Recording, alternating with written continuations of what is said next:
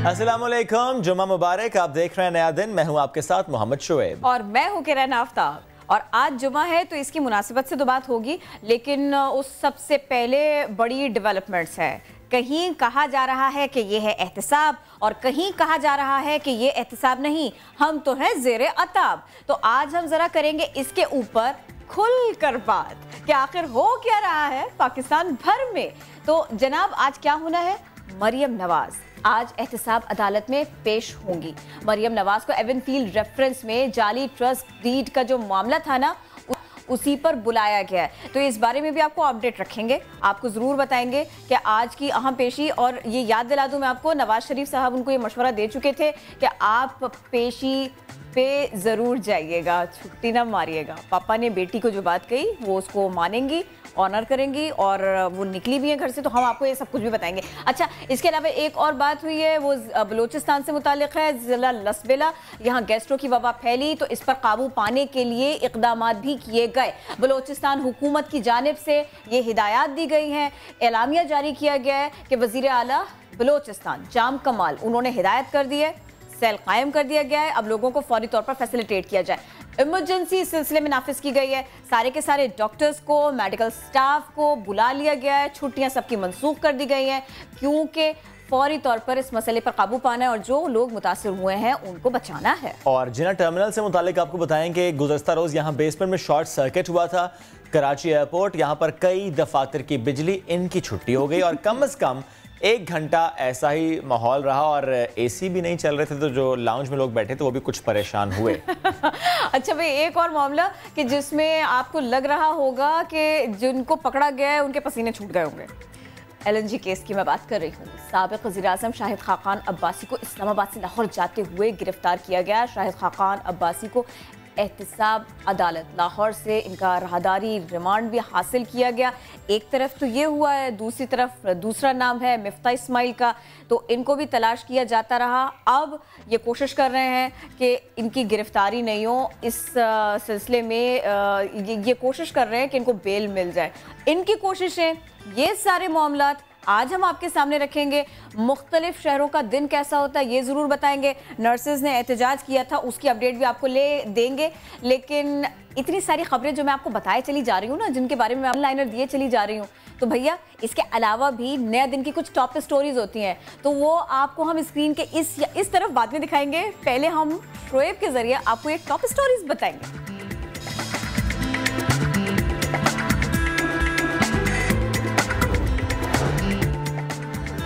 मौशी और माशरती मसाइल से परेशान लोगों को सुकून की तलाश। लोगों ने मज़ारों और दरबारों का रुख कर लिया। जुमेरात और जुम्मे की दरमियानी शब दरगाहों पर रश।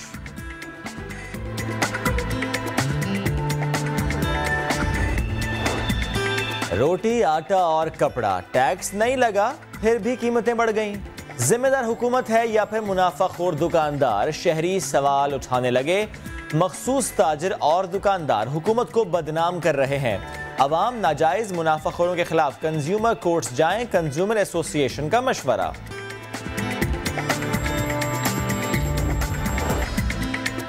कराची में नर्सेज ने एहतजाज का टीका लगा दिया। गुज़श्ता रोज नर्सेज का एहतजाज, लाठियां चल गईं, वाटर कैनन का इस्तेमाल।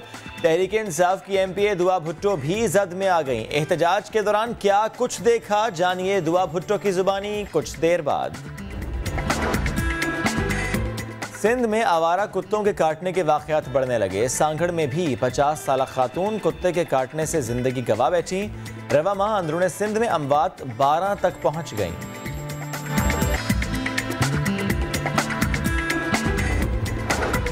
फराइज की बेहतर अंजामदही का आज़म। कराची की सड़कों पर खवातीन ट्रैफिक पुलिस एहलकार तैनात। ट्रैफिक कंट्रोल करने और लोगों को हेलमेट की अहमियत से आगाह करने में मसरूफ। बाहिम्मत वुमेन ट्रैफिक एहलकार से मिलिए नया दिन में।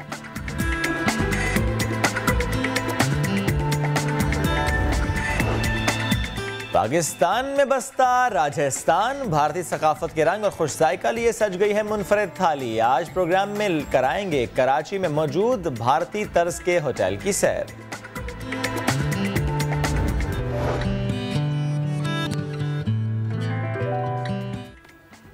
नया दिन में कहेंगे खुश आमदीद। तो सबसे पहले बात करेंगे कैनवस शूज से मुतालिक, जूतों की बात सबसे पहले।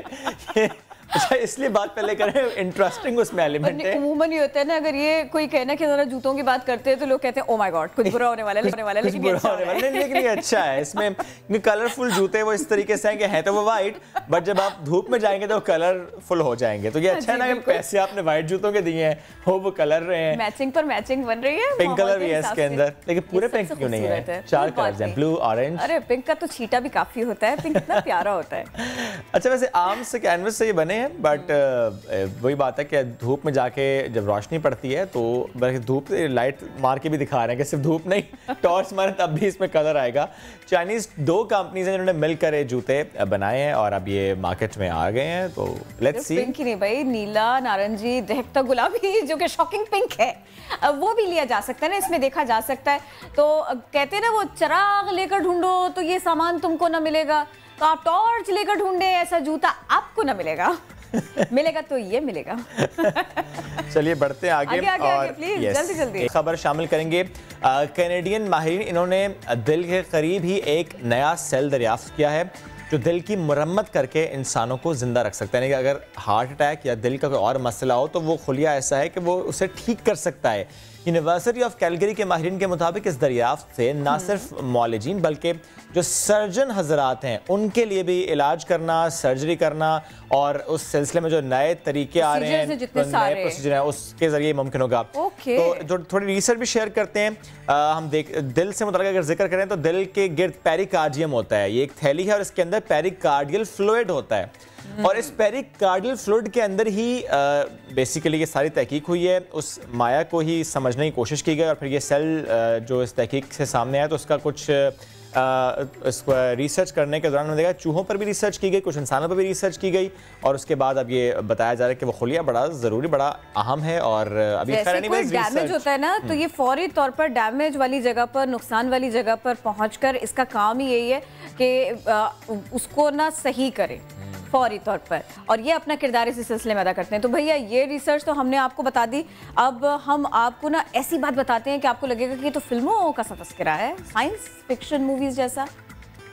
तो भैया पहले होता था ऐसा साइंस फिक्शन मूवीज में और अब होगा ऐसा हकीकत में। मशीनों को इंसानी दिमाग से जोड़ने वाली एक चिप जल्द ही मार्केट में आ जाएगी, ये चुपचाप नहीं आएगी। इसके बारे में हम आपको बताते हैं जी। टेक्नोलॉजी के जो माहिर है ना एलन मस्क, उन्होंने यूरोलिंक नामी दिमागी चिप बनाने का ऐलान कर दिया है जो मशीन्स को इंसानी दिमाग से जोड़ने में बड़ी मददगार साबित होगी। गैर मुल्की मीडिया के मुताबिक न्यूयॉर्क में अगले साल ही इसके पहले तजर्बात किए जाएंगे। इस समय दुनिया भर में वैसे तो एक्सपेरिमेंट्स हो रहे हैं, लेकिन ये जो है ना, इसने अपनी कंपनी की तैयार करदा दिमागी चिप की जो तफसीलात तस्वीर शेयर की हैं, ये बड़ी उम्दा मानी जा रही हैं। इससे पहले हम दिमाग से सादा वीडियो गेम्स और ड्रोन कंट्रोल होते देख चुके हैं, लेकिन अब एलन मस्क इससे आगे बढ़कर माजूर अफराद को मशीनी बैरूनी ढांचे काबू करने के लिए लायक बनाना चाहते हैं। और मज़ीद इस बारे में ये भी पता चला है कि इस तरह एक जानिब तो खुद इंसानी दिमाग को समझने में इससे मदद मिलेगी, इससे बड़ी हेल्प मिलेगी, और दूसरा ये भी होगा कि इंसान इस तरह अपनी जहानत को मसनूई जहानत से जोड़ने के काबिल हो सकेगा। वो न्यूरो ट्रांसमीटर्स होते हैं और उसके ज़रिए इसको समझने की कोशिश की जा रही है। वैसे मैं किरण ये सोच रहा था कि एग्जाम्पल एक चिप हो या कोई एक ऐसा आला हो जो अटैच कर देंगे यहाँ से और आप अगले का ड्रीम देख रहे हो ना, ड्रीम देख न्यूरो ट्रांसमीटर से ट्रांसमीटर उस चिप के अंदर ड्रीम देख रहे हो, ड्रीम एक्चुअली क्या विजुअली देख रहे हो किसी स्क्रीन पर। और मैं थोड़ी सी आपसे ना इस बारे में इजाजत भी लेना चाहती हूँ, मैं सिर्फ ड्रीम नहीं देखना चाहती, अगर मुझे वहाँ गड़बड़ दिखाई देना तो मैं उसे ठीक भी करना चाहती हूँ। ये बहुत अच्छी बात है लेकिन ठीक करना बहुत मुश्किल नहीं हो जाएगा? बहुत मुश्किल, जब टूट फूट बहुत ज्यादा हो तो बहुत मुश्किल हो जाता है। एग्जैक्टली। क्योंकि और जब टूट फूट की बात करते हैं जब, तो वो ज्यादातर क्यों होती है किरण? परेशानी की वजह से होती है। वो माशी मसाइल भी हो सकते हैं, वो माशरती मसाइल भी हो सकते हैं, वो घरेलू मसला भी हो सकता है, वो कोई पर्सनल इशू भी हो सकता है। और इसी सब की एक रीज़न होती है, ये कोई भी एक रीज़न बन सकती है कि आपका दिल परेशान हो जाए। और जब दिल परेशान होता है तो लोग उसका हल तलाश करने के लिए न जाने क्या क्या कुछ करते हैं। आज हम आपको एक रिपोर्ट दिखाते हैं जिससे आपको इसका अंदाज़ा होगा कि सुकून क़ल्ब की तलाश में लोग कहाँ कहाँ जाते हैं। मज़ारों पर भी जाते हैं, मुख्तलिफ दरबारों का रुख भी करते हैं।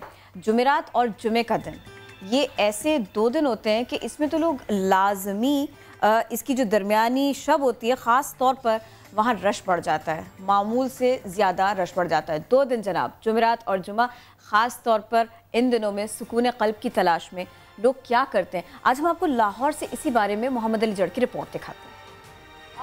दाता दरबार हो या बाबा शाह जमाल या फिर माधु लाल और मियां मीर का दरबार, ज़ायरीन का रश आम दिनों से ज्यादा है। रंग है मेरे महबूब के घर रंग है। ज़ायरीन का कहना है कि मज़ारात और दरगाहें हमारे रूहानी मराकिज हैं, जहां न सिर्फ रूहानी और जिस्मानी सुकून हासिल होता है बल्कि तरबियत के मौके भी मिलते हैं। ये वली वो हस्तियाँ हैं जो हमें अल्लाह ताला के करीब ले जाती हैं। हम लोगों की इतनी औकात नहीं है कि हम रब तक रसाई कर सकते। ये एक सीढ़ियाँ हैं। दूसरे शहरों से लोग खास तौर पे खुसूसी तौर पे जुमेरात वाले दिन यहाँ पे आते हैं और अपनी हाजतें यहाँ पे बयान करते हैं। लोग इन दरगाहों पर मसाइल से निजात के लिए अपनी मनते मुरादे मांगते हैं और बुजुर्गान दीन की तालीमात पर अमल पैरा होकर अल्लाह ताला से अपने गुनाहों की माफी के भी तलबगार होते हैं। दाता साहब हैं यहाँ पे, ये इनका बहुत आलम काम है। यहाँ पे जुमेरात को लोग आते हैं ताकि अल्लाह ताला की इबादत कर सकें और अपनी दिली मुरादें उनको सुना सकें और अपनी दिली मुरादें पूरी करवा सकें। समझा जाता है कि बड़ा मौत पर दिन है, ये मुबारक दिन है, इसलिए जुमेरात और जुमे को मज़ारात पर ज़ायरीन के रश के सबब कारोबारी सरगर्मियों में भी इजाफा हो जाता है, जबकि इस मौके पर सिक्योरिटी के खसूसी इंतजामात होते हैं। कैमरामैन साद नवीद के साथ मोहम्मद अली, समा, लाहौर। आपको याद होगा हमने तकरीबन 3-4 दिन पहले आपको मीरपुर ख़ास से खबर दी थी, जहाँ पर एक गांव था और वहाँ पे वालिदैन ने अपने लख्ते जिगर को चारपाई के साथ बांध दिया था और वो वीडियो, वो तस्वीर सोशल मीडिया पर डाली भी गई थी और वो वायरल हुई थी। और जब वालिदैन से पूछा गया ऐसा क्यों किया, तो उनका ये मौक़िफ़ था कि वो ज़हनी मरीज़ है और कहीं दूसरे बहन भाई को नुकसान ना पहुँचाए, इसलिए ऐसा किया गया है। लेकिन अब इसमें अपडेट है और वो ये है कि लाड़काना के एक नौजवान फ़राज़ अली शाह, इन्होंने इस बच्चे की कफ़ालत की जिम्मेदारी उठाई है।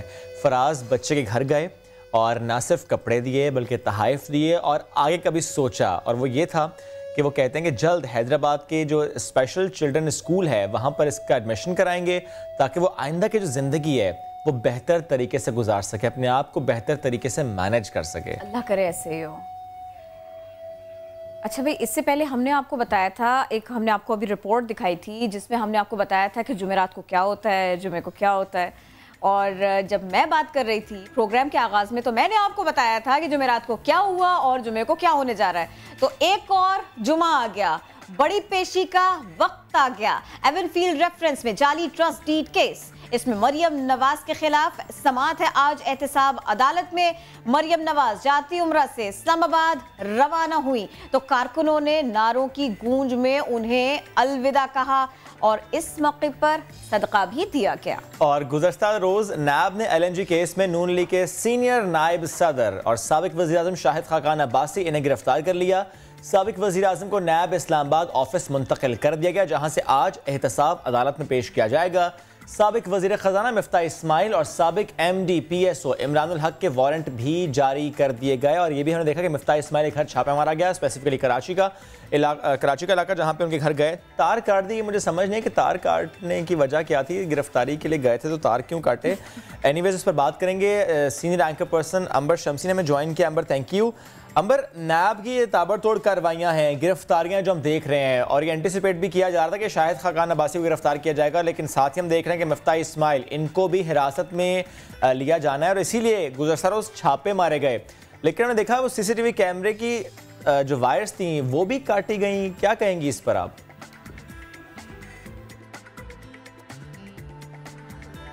कुछ यही कहूँगी कि तरीक़ाकार शायद इस पे सवालिया निशान उठता है, फिर जब तरीक़ाकार पे सवालिया निशान उठता है तो फिर पूरे जो अमल है उस पर सवालिया निशान उठता है। बिल्कुल हम कह सकते हैं कि LNG का मामला काफ़ी अरसे से चल रहा है। उसमें साबिक वज़ीर आज़म को जिस तरह से गिरफ़्तार किया गया फ़ोटोकॉपी के बुनियाद पर, जो समन्स की तारीख, जो तलबी की तारीख थी वो और थी और फिर जिस दिन गिरफ़्तार किया वो और थी। मसला ये है कि अगर जल्दबाजी हुई है गिरफ्तारी में, जो कुछ ये फ़ोटोकॉपी से ज़ाहिर होता है, तो फिर उससे तासुर यही मिलता है कि अब अपोजिशन जो थोड़ी देर मुत्तहद रही और ऐलान भी किया था कि तहरीक पे चलाएंगे, 25 जुलाई को तहरीक चलाएंगे, हुकूमत के ख़िलाफ़ यौम स्याह मनाएंगे, सेनेट के चेयरमैन की तब्दीली का मामला है। तो दूसरी बात, जैसे मैं बार बार कहती रही हूँ, ये वो लोग हैं जो बहुत मुतहरक भी हैं, सरगर्म हैं हुकूमत पर तनकीद करने के लिए। तो फिर अगर गिरफ्तारियां जब इस तरह से होती हैं तो फिर ये तासुर जो है तक़वियत पकड़ता है कि उन अपोजिशन के लोगों को गिरफ्तार किया जा रहा है जो ज़्यादा बोलते हैं, और उस तासुर को ख़त्म करने की बहुत अशद ज़रूरत है, चाहे ये हुकूमत हो, चाहे नैब हो, चाहे जो भी हो। अच्छा, शहजाद अकबर ने प्रेस कॉन्फ्रेंस की, ये डेली मेरे स्टोरी का पार्ट है। शहबाज शरीफ के दामाद के अकाउंट में ट्रांसफ़र के सबूत पेश किए गए। अब मुझे ये बताइएगा, एक ख़बर आती है, सहाफ़ी ख़बर पे स्टैंड करते हैं, शवाहिद इनके पास भी हैं, सबूत इनके पास भी हैं, वो तो अब उन्होंने दिखा भी दिए। अब कोई जल्द ही गिरफ्तारी होने जा रही है, क्या देख रही हैं अंबर आप? बार बार प्रेस कॉन्फ्रेंसेस होती हैं, डेली मेल में ख़बर भी छपती है, लेकिन जो सवाल जो मैंने हुकूमत के नुमाइंदों से पूछा है बार बार कि अगर ऐसे सबूत हैं टीटीओ के बारे में, तो बार बार JIT भी है, वो केस भी है साथ है, लेकिन प्रेस कॉन्फ्रेंसेस के बजाय अगर ये फिर अमलन हम गिरफ्तारियां देखें तो शायद बेहतर होगा। क्योंकि होता ये है कि प्रेस कॉन्फ्रेंस होती है, मीडिया ट्रायल होता है, क्योंकि हम डिस्कस भी करते हैं कि उसका मतन क्या था, कौन सी TT थी, किसने किया, अली इमरान थे, सुलेमान शरीफ थे, शहबाज शरीफ थे, फिर एक काउंटर प्रेस कॉन्फ्रेंस होती हैं। इसमें तो इससे ज़्यादा इबहाम ही पैदा होता है और उसको सियासी रंग मिलता है। बेहतर ये है कि अगर इतना ज़्यादा मजबूत सबूत है, बजाय ये कि डेली मेल में छपे, बजाय ये कि दो प्रेस कॉन्फ्रेंसेस हों, कार्रवाई ज़रूर होनी चाहिए और गिरफ्तारियाँ भी होनी चाहिए। सही अंबर, और हम देखते हैं जब हुकूमत की तरफ और हम देखते हैं जब इदारों की तरफ, तो एक्शन दिखाई देता है, एग्रेशन दिखाई देता है। गुज़श्ता रोज़ में हम बात कर रहे थे कि जो वोट मिला पाकिस्तान तहरीक इंसाफ को, वो उसी नारे पर मिला कि करप्शन के खिलाफ हम कार्रवाइयाँ करेंगे, लेकिन उसमें एक नारा ये भी था कि दौलत एग्जैक्टली, और ये उसमें बहुत कहा गया था कि लूटी हुई दौलत वापस आएगी। मुराद सईद का भी जुमला याद है, वैसे बाकी सबका जुमला भी याद है, तो वो लूटी हुई दौलत वो कब वापस आएगी? देखिए, लूटी हुई दौलत के वादे जो हैं वो साहब डार ने भी किए थे। लूटी हुई दौलत के वादे मुराद सईद ने भी कहा था कि 200 अरब डॉलर हैं जो इमरान खान साहब आएंगे तो वापस ले आएंगे। शहजाद अकबर साहब ने भी कुछ वादे किए गए, लेकिन जैसे उनकी कल की प्रेस कॉन्फ्रेंस से ये जाहिर ज़रूर हो रहा था कि कुछ पेचीदगियाँ हैं जो कानूनी माहिरीन ने इसके पहले ही निशानदेही की थी कि लूटी हुई दौलत की निशानदेही अगर हो भी गई है, वापस किस तरह लाया जाएगा, उसके लिए मुआहदे चाहिए होते हैं। वो एक तवील एक प्रोसेस है जिसे गुजरना होता है, फौरी तौर पे तो नहीं आएगा। और हम ये भी मैं कहूँगी कि क्योंकि वादा किया गया था कि ये लूटी हुई दौलत वापस आएगी, उस वादे पे तो हम बार बार हुकूमत से पूछते रहेंगे कि ये कब आएगी, उसका जवाब कब मिलेगा ये मैं नहीं। अच्छा अंबर, एक दौरा वज़ीर आज़म का अमेरिका जाना बहुत अहमियत का हामिल है और इसके कुछ पॉइंटर्स भी सामने आए, जैसे कि किफ़ायत शयारी का दामन वो नहीं छोड़ रहे हैं, इस पर पूरी तरह अमल कर रहे हैं, सफ़ीर के घर पर वो रुकेंगे, ये सारे मामलात भी हैं। और साथ में अमेरिका का थोड़ा सा रवैया भी बदल रहा है, वहाँ से भी अच्छे चेंजेस हैं। पाकिस्तान के लिए कोई बड़ा ब्रेक थ्रू है इस सब में? इमरान खान साहब सफ़ीर के घर रह रहे हैं, ये बहुत अच्छी बात है और मेरे ख्याल में अच्छी मिसाइल है जो कायम की जाएगी। लेकिन ये भी याद दिला दें कि इससे पहले जो दौरे थे वो ऐसा नहीं था कि वो सफ़ीरों के घर रहे थे या एक क्या कहते हैं कमर्शियल प्लेन लिया था। लेकिन चले, एक मिसाइल काम कर रहे हैं, बहुत अच्छी बात है, काबिल तारीफ़ है। उम्मीद है कि ये मिसाइल आइंदा भी बाकी जो हुक्मरान आएंगे उनको याद रहे। अमेरिका के साथ जो के दौरे से क्या उम्मीदें हैं? देखिए, इतना हमें याद रखना चाहिए कि ये एक मौका ज़रूर है जहां अमेरिका और पाकिस्तान के ताल्लुकात को एक रीसेट जिसको कहेंगे किया जा सके, क्योंकि डोनाल्ड ट्रंप ने जब आए थे, सदर बने थे, कई ट्वीट्स की थी पाकिस्तान के बारे में, काफ़ी कुछ कहा था। साथ साथ उन्होंने पेशकश भी की थी कि कश्मीर के मसले को हल करना चाहते हैं, वो सालिस बनना चाहते हैं।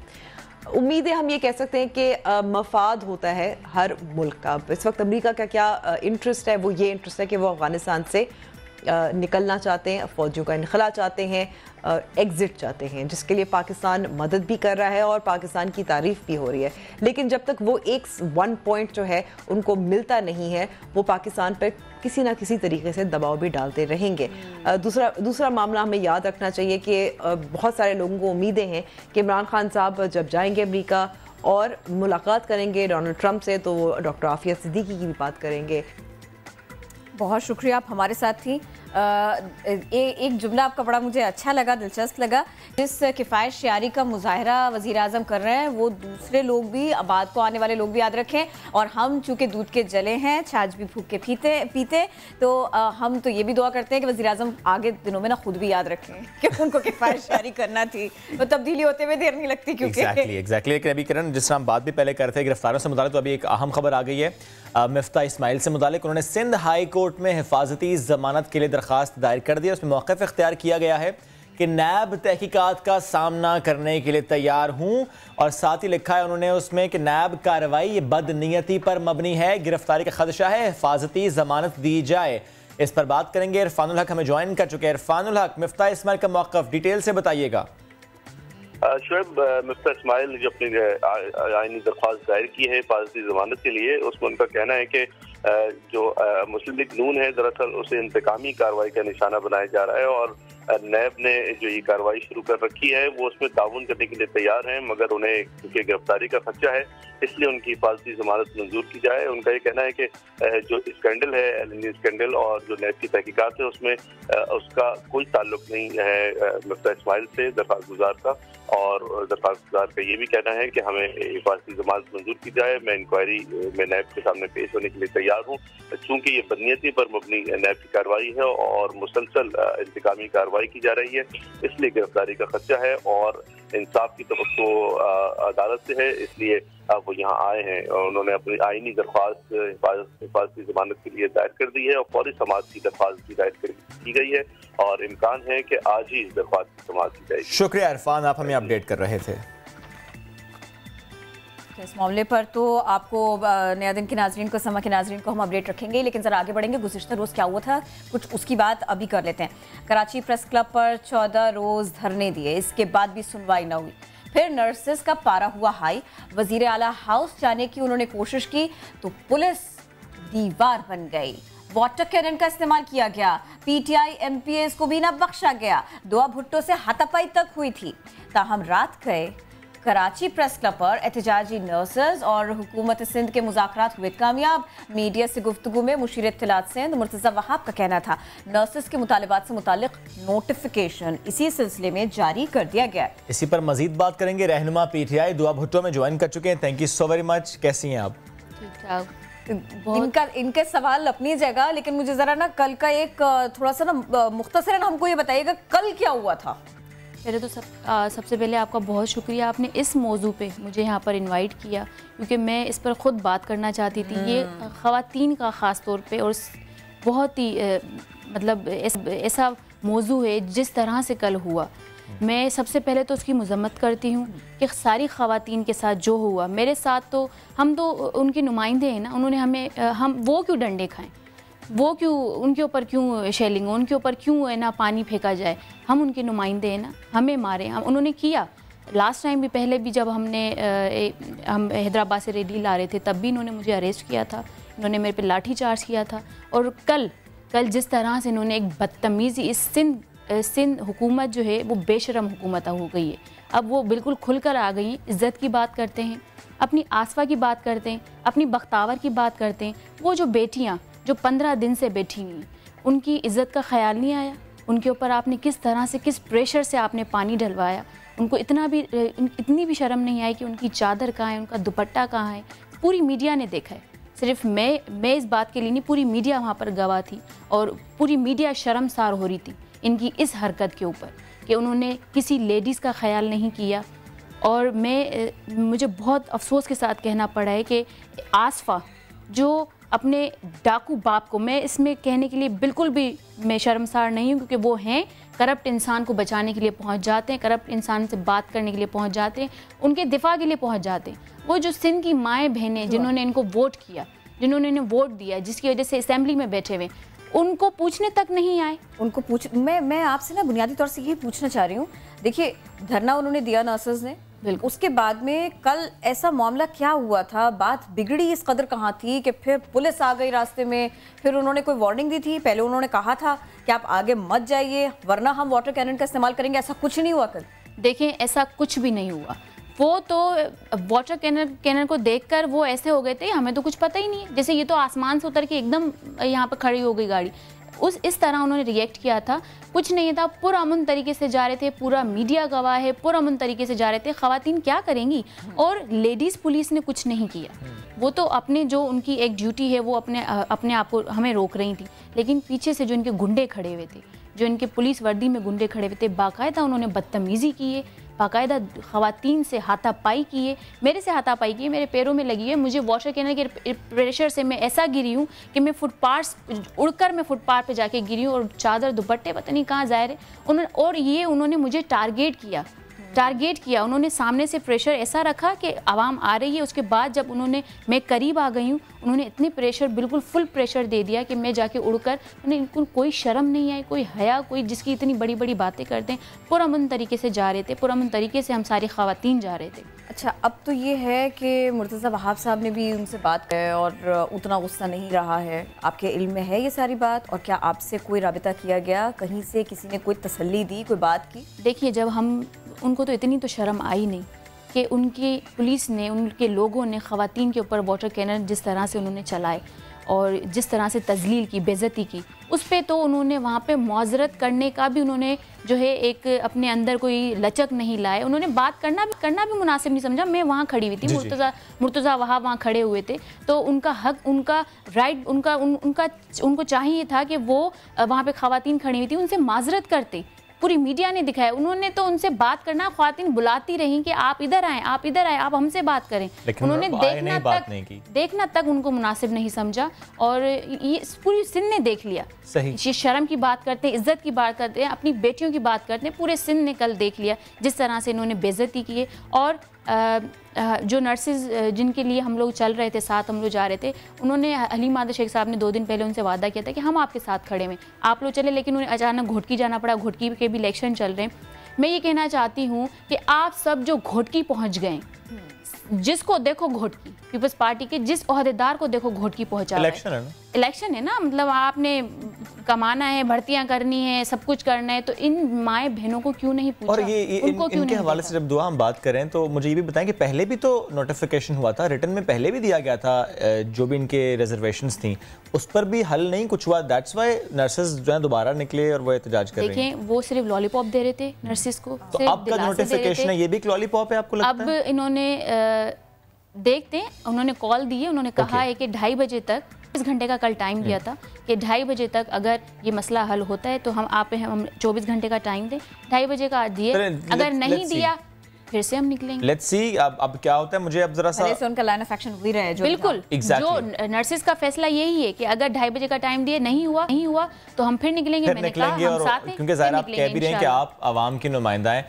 लास्टली मुझे ये बताएं कि कुछ दिन पहले असम्बली में भी ऐसा ही माहौल था, जिस तरह आप ख़वातीन की जब बात करती हैं, असम्बली जहाँ मसाइल की बात होनी चाहिए, क्योंकि मसाइल सड़कों पर तो हल नहीं होते, वो तो असम्बली में डिस्कस होते हैं, वहीं पर हल होते हैं, वहाँ पर भी ख़वातीन के तल्ख जुमलों का इस्तेमाल और आपस में ऐसे जुमलों का इस्तेमाल आप भी थी वहीं पर। वहाँ उस बात की भी मैं मज़म्मत करती हूँ जिस तरह से उनकी पीपल्स पार्टी की ख़वातीन ने बात की, जो अल्फाज उन्होंने इस्तेमाल किए।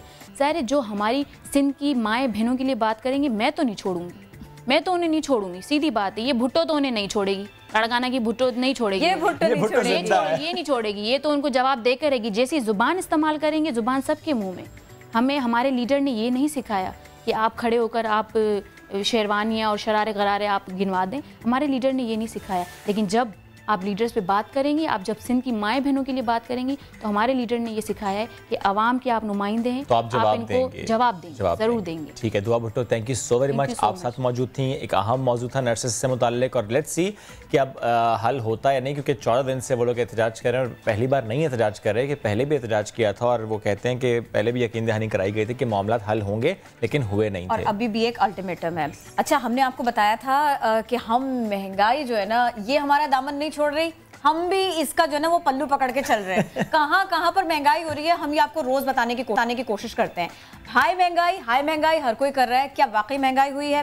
गुज़िश्ता रोज हमने आपको मार्केट सर्वे दिखाया था, शहरियों की राय बताई थी, दुकानदार क्या कहते हैं ये भी बताया था। ज्यादातर दुकानदार टैक्स को बढ़ती महंगाई का जिम्मेदार करार दे रहे हैं, लेकिन सवाल तो ये है कि हुकूमत ने रोटी, आटा, कपड़ा, इस पर तो कोई टैक्स नहीं लगाया ना भैया, फिर कैसे फौरी तौर पर कीमतें बढ़ गई? कहीं ऐसा तो नहीं है कि दुकानदार इसके जिम्मेदार हैं? कहीं इसी तरह से तो नहीं हो रहा कि वहाँ पीछे टैक्स इतना नहीं लगा है जितना आपने मुनाफा बढ़ा दिया है और उसके चक्कर में ये सब कुछ किया है? आज हम कोशिश करते हैं इस पहलू के ऊपर बात कर सकें, क्योंकि सारिफ को सहूलत मिल नहीं रही। कहाँ हो रहा है ऐसा? इसका मुआशी एंगल क्या है? इसका कंज्यूमर राइट्स क्या है? क्या हो रहा है इस सिलसिले में? कोशिश करेंगे आज इस सब के बारे में जान सके। पहले किरण, जो अवामी रद्द अमल है वो नाज़रीन को सुनवा देते हैं कि जब अवाम से किया गया तो उनका क्या जवाब था। ये वही लॉबी सिस्टम है, उन्होंने जिन पे टैक्स लगा है उनकी देखा देखी अपनी कमाई का जरिया बनाया है और खुद साख्ता रेट बढ़ा दिए। ये तो जो प्राइस कंट्रोल अथॉरिटी है उसको चाहिए कि इन चीज़ों पे चेक्स रखे। तो मेरे हिसाब से दुकानदार ही धोखा दे रहे हैं। यही दुकानदार रमज़ान में भी धोखा देते हैं, तब तो महंगाई नहीं होती।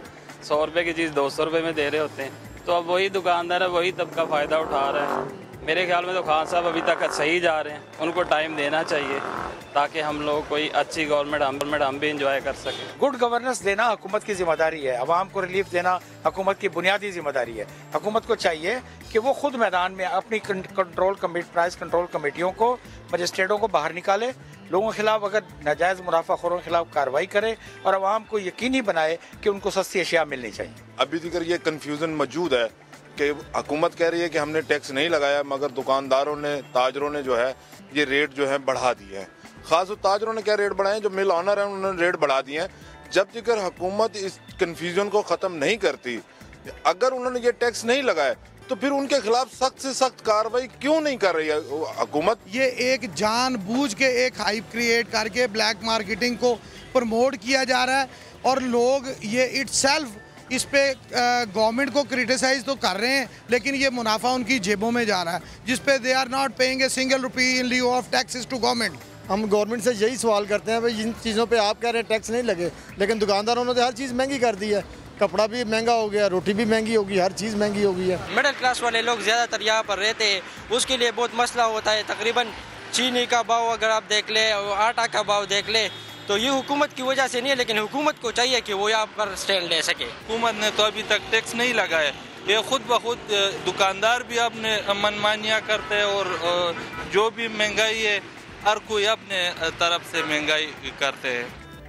जब चीज़ें महंगी मिलेंगी तो आवाम का रिएक्शन तो ऐसे आएगा, लेकिन चीज़ें जितनी महंगी हैं क्या उतनी महंगी होनी चाहिए? आज हम जरा इसी पर तफसीलन बात करते हैं कि जितने टैक्स लग रहे हैं और जितनी महंगाई हो रही है, तवाज़ुन क्यों नहीं है? तो इस पर बात करेंगे। माहिर मौशियात खुर्रम शहजाद साहब हमें ज्वाइन कर रहे हैं और chairman consumer association of Pakistan Kaukab Iqbal साहब हमें ज्वाइन किए। Thank you so very much. Khurram साहब, पहले मैं आपकी तरफ आना चाहूँगा। मार्केट्स में हम जब सिचुएशन देखते हैं, लोग परेशान हैं, लगता है कि परचेजिंग पावर कम हो गई है। टैक्स जितने लगे हैं और महंगाई जितनी हुई है, जस्टिफाई करती है ये महंगाई इस टैक्स को? नहीं, ऑब्वियसली जस्टिफाई तो नहीं करती। और क्योंकि पर कैपिटा इनकम यानी कि हमारी जो हम जो कमाते हैं, जो हम जॉब्स करते हैं या हम जो नौकरियां करते हैं, उसके अलावा हम जो कारोबार करते हैं, अगर उसमें हमें वो ग्रोथ नहीं मिलती जितनी हमारी जिस ग्रोथ से महंगाई होती है, तो नेचुरली हमारी जो सेविंग्स है वो कम होती हैं। तो अभी ऑफ कोर्स इसी तरह का कुछ हाल है और टैक्सेस ऑफ कोर्स लगे हैं और टैक्सेस बड़े भी हैं और एक आम आदमी पर उनका इम्पैक्ट है। बट कुछ ऐसी अशिया हैं जिन पर टैक्सेस नहीं हैं, लेकिन वहाँ पे एक्सप्लॉयटेशन होना शुरू हो जाती है। पहले ढूंढे हम वो अशिया जिन पर टैक्सेस जी, मैं आपको बता दूं, देखिए बताए चले। हाँ, मतलब कुछ जैसे 2300 रुपए की पैंट के ऊपर 300 रुपए जीएसटी पे किया है। नहीं, वो बहुत भारी दिल के साथ किया है। कपड़ों पे तो डेफिनेटली लगा है टैक्स, क्योंकि एज पर FBR चेयरमैन जो उनके नंबर्स हैं वो ये कहते हैं कि आप जो लोकल सेल्स हैं कपड़ों की, वो तकरीबन 1200 अरब रुपए की हैं लोकल सेल्स। और ये लोकल सेल्स सिर्फ ये नहीं है कि बाहर से इम्पोर्ट होकर आ रही हैं, हमारे यहाँ जो अपनी इंडस्ट्रीज़ हैं वो जो बेच रही हैं वो उनके हिसाब से 1200 अरब रुपए की हैं। यानी कि 1200 अरब पे अब 17% टैक्स जो है ना वो लगेगा।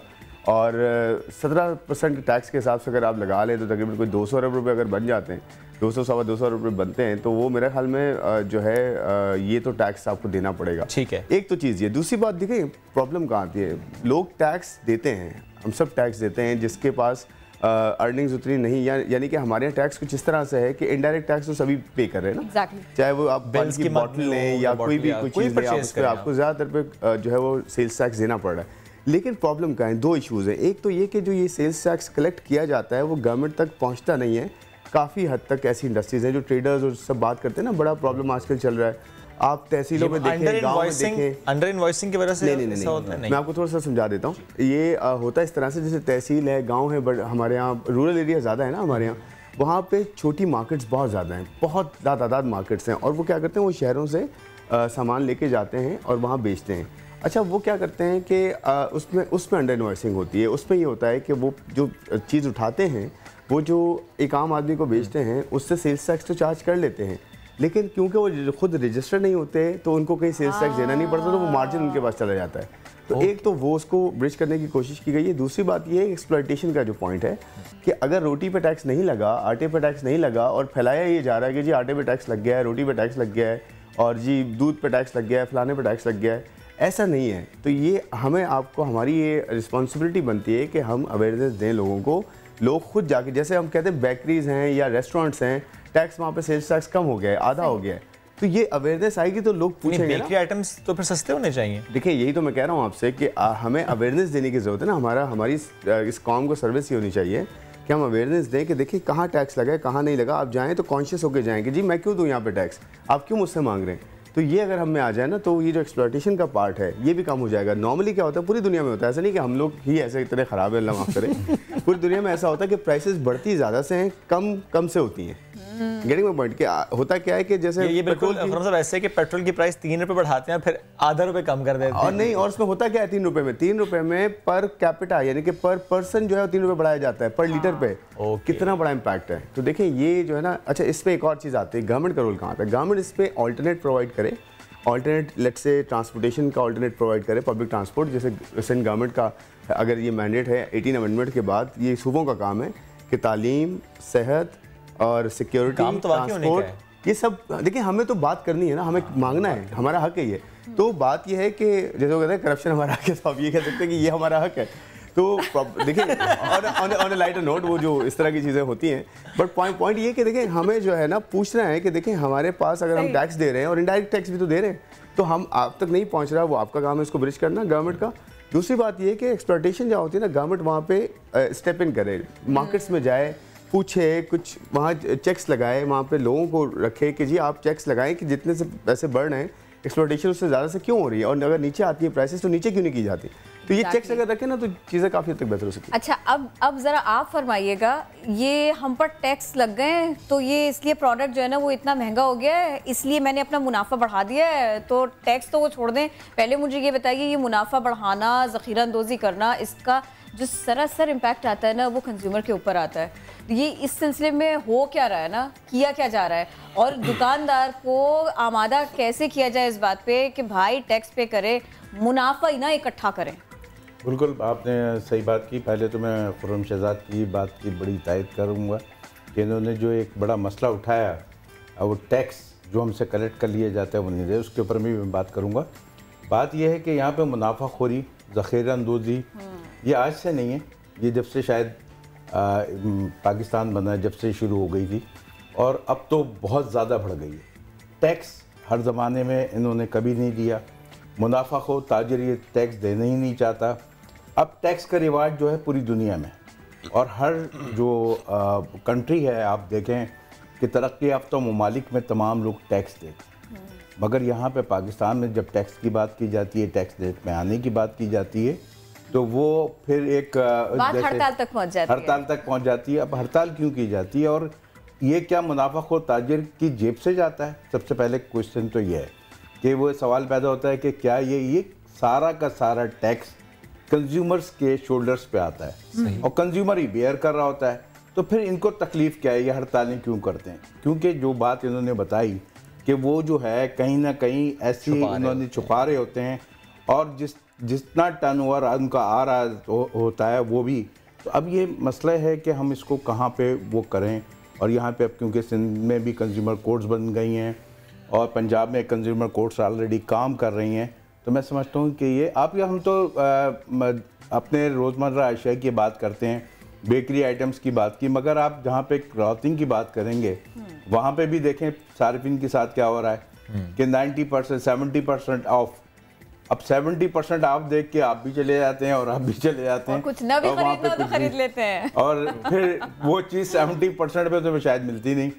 तो ये मैं समझता हूँ बड़ा लिखा होता है फ्लैट 70%, लेकिन मुन्ना सा लिखा होता है ऑन सिलेक्टेड आइटम्स। जी ऑन सिलेक्टेड, अंदर जो सब जगह लिखा न्यू अराइवल और उसके बाद में जे फ्लैट खत्म, कुछ नहीं बचा। यहाँ पे अब क्या है कि हमें क्या करना चाहिए बहैसियत कंज्यूमर सारिफ, कि हम उनको जो है कोर्ट में उनको नोटिस दें, आपको जो उन्होंने चीज़ महंगी बेची 70% पे नहीं थी, आप आए सीधे सीधे उनको नोटिस भेज दें। अच्छा। और नोटिस एक सादा का, को वकील करने की ज़रूरत नहीं है।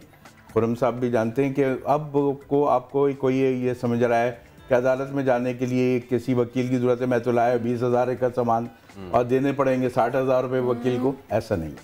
अब यह है कि आप एक सादा कागज़ पे एक एप्लीकेशन लिखें और उसको बताएं कि तुमने जो है ये हमें हमारे साथ ज़्यादती की है और मिसलीडिंग एडवर्टाइजमेंट किया है, जिस पे हम जब जाके ख़रीदारी करके आए तो आपने वो अशिया हमें उस कीमत पे नहीं दी, तो आप उनके खिलाफ कानूनी चारा जो ही कर सकते हैं। 15 दिन के बाद है, बड़ा इजी प्रोसेस। इस 15 दिन के बाद फिर अगर वो आपका उनका जवाब नहीं आता तो फिर आप उनको कंज्यूमर कोर्ट में ले जा सकते हैं, जो तकरीबन 29 डिस्ट्रिक्ट्स में सिंध में है और 11 डिस्ट्रिक्ट्स में पंजाब में कायम है। ये मुझे थोड़ा सा क्लियर कीजिएगा, हम थोड़ा सा टॉपिक से हट भी रहे हैं, लेकिन मुझे बताइएगा ज़रा, ये सिर्फ प्राइसिंग के अंदर ही है या वो जो एडवर्टाइज किया है डिस्प्ले पे कुछ लगाया, अंदर जाके देखा नहीं वो तो हमने वो वहीं डिस्प्ले के लिए रखा है, अंदर के लिए नहीं था? और क्या ये किसी भी ब्रांड के लिए किया जा सकता है, छोटे बड़े? जी बिल्कुल, छोटे बड़े ब्रांड्स, कोई भी सर्विसेज प्रोवाइडर्स, कोई आपने अशिया जो खरीदी हैं उसके खिलाफ अगर कोई भी चीज़, जैसे वारंटी गारंटी आपने देखी, इलेक्ट्रॉनिक्स आइटम ले आए, वारंटी गारंटी दी, अब आप जाते हैं नहीं साहब वो तो बिजली की फ्लैक्चुएशन से हुआ होगा, ये हुआ होगा, वो कहानियाँ डालते हैं, सीधे सीधे उनसे कहेंगे जी ये गलत है। डिसेप्टिव मार्केटिंग, और डिसेप्टिव मार्केटिंग के लिए जो है वो हमें वो करनी चाहिए। ये हम आप तो मॉल्स शॉपिंग की बात करें, नहीं कपड़ों की बात करें, लेकिन मुझे ये बताएं दूध की अगर कीमत बढ़ी हो, रोटी महंगी मिल रही हो, इसके लिए भी जा सकते हैं? जी मैं समझता हूँ, देखिए ज़ख़ीरा अंदोज़ों के खिलाफ कार्रवाई करना हुकूमत का सूबाई हुकूमतें हैं, हम कंज्यूमर कोर्ट जा सकते हैं। और दूसरी बात यह है कि बिल्कुल जा सकते हैं। तो आप अब रोटी की बात करें, एक तो रोटी अब कर दी थी उन्होंने 20 रुपीज़ की, 20 रुपये की, और जबकि आटे की कीमत नहीं बढ़ी। सिर्फ एक अखबार में एक छोटी सी एक कॉलम की कहीं न्यूज़ चल जाए, उसको लेके जो है तमाम हमारे नान भाई और हमारे ये तंदूर पे रोटियां बेचने वाले, और वो एकदम हो आते हैं, वाह जी 10 रुपए का तो हमें फ़ायदा शुरू हो गया, उनको तो पता है कि नहीं बढ़ी, मगर वो 10 रुपए जो है हमारे उनको सार्फिन को बेवकूफ़ बना के साहब वो टैक्स लगा दिया गवर्नमेंट ने। भाई आटे पे टैक्स नहीं, बाकायदा वाज़ा तौर पर वज़ीर ख़जाना ने अपनी तकरीर में कहा, मगर ये कि उन्होंने कहा प्रेस कॉन्फ्रेंस में उन्होंने कहा कि डॉक्टर साहब ने कि भाई नहीं हमने कोई टैक्स नहीं। असल में ये जो ताजिर है, जैसे इन्होंने बात कही खुरम साहब ने कि पेट्रोल पे अगर पड़ते हैं सपोज 3 रुपए, तो वो जो 3 रुपए जो है ना वो लीटर पे ही बढ़ा देंगे पूरे, वो मतलब 30 रुपए बढ़ा देंगे, और कोई उसके ऊपर वो कैलकुलेट नहीं करते। उन्होंने कहा कि भाई अच्छा ये बढ़ा है, अब जैसे कोई भी चीज़ होगी उन्होंने कहा कि यार इसका इम्पैक्ट आ गया और महंगाई हो गई है और पेट्रोल पे कीमतें बढ़ गई हैं, अब वो अपनी 10-20 रुपए जो है हर चीज़ में बढ़ा के रख देते हैं। सर आप कुछ ऐड करना चाह रहे थे, फिर मेरे पास कॉलर भी है। मैं वो ये कह रहा था कि बिल्कुल सही कह रहे हैं, होता ये है कि वो बेसिकली क्योंकि ऑल्टरनेट नहीं है ना पब्लिक ट्रांसपोर्ट का, तो एक्सप्लोटेशन फिर चलती है। यानी कि अगर प्राइवेट ट्रांसपोर्टर्स हैं उनको पता है पब्लिक ट्रांसपोर्ट है नहीं, अगर हम किराए कम करेंगे या बढ़ा देंगे तो कोई ऑल्टरनेट तो है नहीं कि स्विच कर जाएंगे, तो इससे ऑल्टरनेट होना ज़्यादा इंपॉर्टेंट है। ऑल्टरनेट होना इंपॉर्टेंट है, और ये भी आता है उसी ज़मरे में कि जिसमें एक्शन लिया जा सकता है और वो सादे पेपर वाली बात हो सकती है। मोहम्मद शाहिद हैं कराची से, क्या कहना चाहेंगे आप?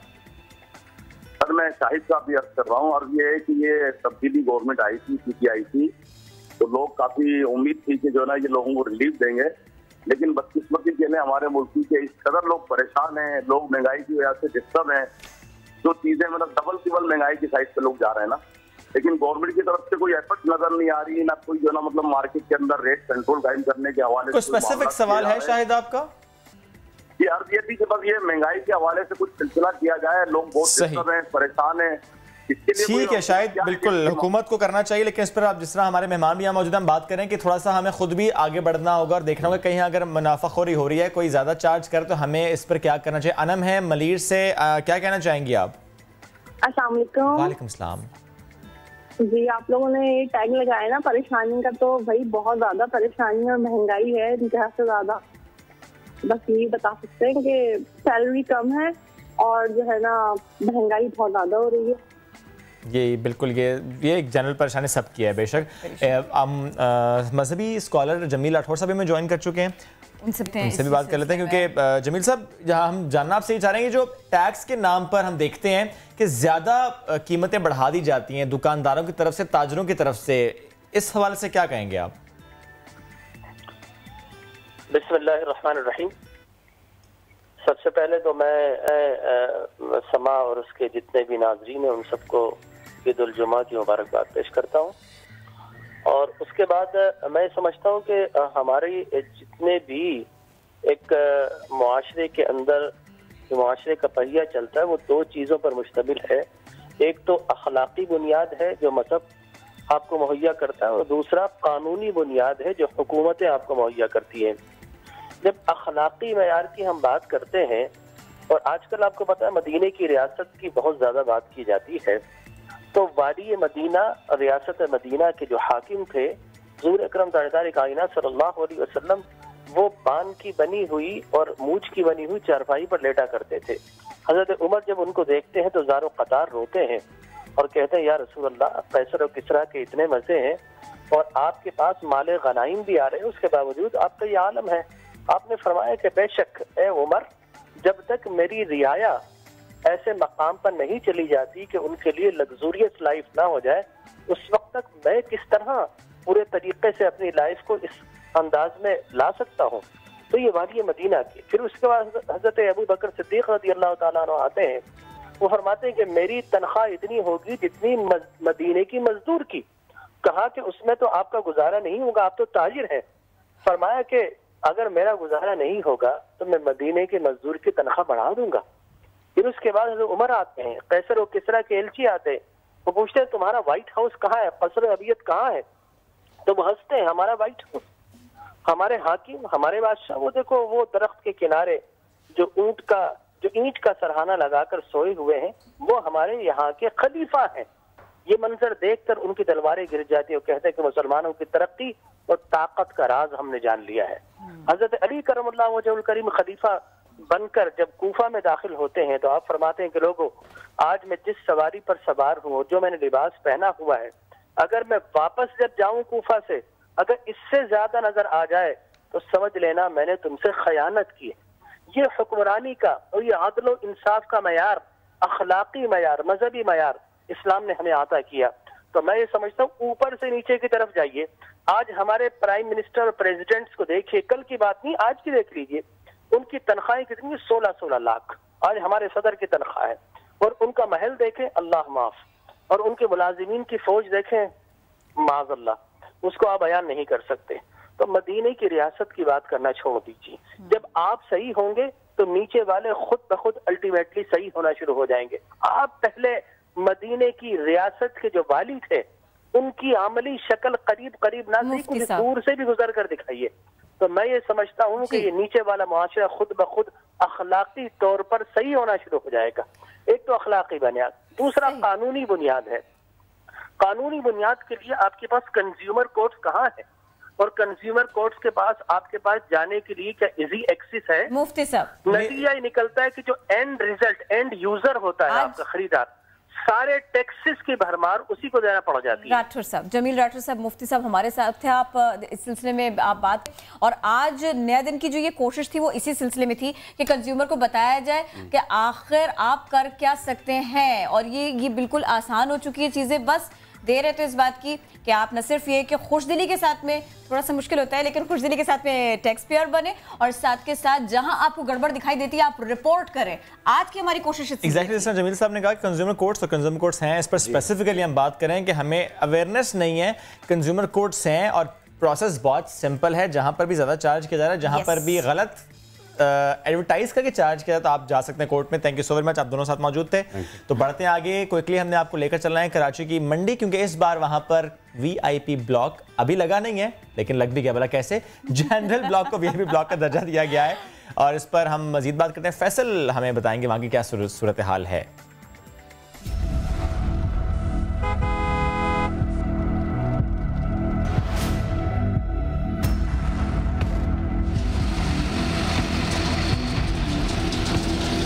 आज इस वक्त मैं मौजूद हूँ कराची की मवेशी मंडी में और यहाँ पर जानवर आना शुरू हो चुके हैं। तकरीबन 80,000 के करीब अब तक कराची की मवेशी मंडी में जानवर आ चुके हैं। पहली मर्तबा कराची की मवेशी मंडी में वीवीआईपी ब्लॉक बना है। आप देख सकते हैं कि ये वीवीआईपी ब्लॉक्स है। इसके अलावा वीआईपी ब्लॉक्स बनाए गए हैं। तकरीबन 48 ब्लॉक्स हैं, जिसमें से 22 के करीब जो है वीआईपी ब्लॉक्स बनाए गए हैं। इसमें वो वीआईपी ब्लॉक्स भी हैं जो पहले जर्नल हुआ करते थे, उनकी कोई पैसे नहीं होते थे। ये जो वीवीआईपी ब्लॉक्स हैं इनके 2 लाख रुपए चार्ज किए जा रहे हैं। वीआईपी ब्लॉक्स के कुछ जगहों के 1.5 लाख, 1,75,000 और 40-50,000 रुपए इस तरह के चार्जेस के लिए जा रहे हैं। हम आपको चल के दिखाते हैं कि वो जो वीआईपी ब्लॉक है जिसके पैसे 1,75,000 रुपए चार्ज कर रहे हैं वो कैसा है। आइए आपको दिखाते हैं।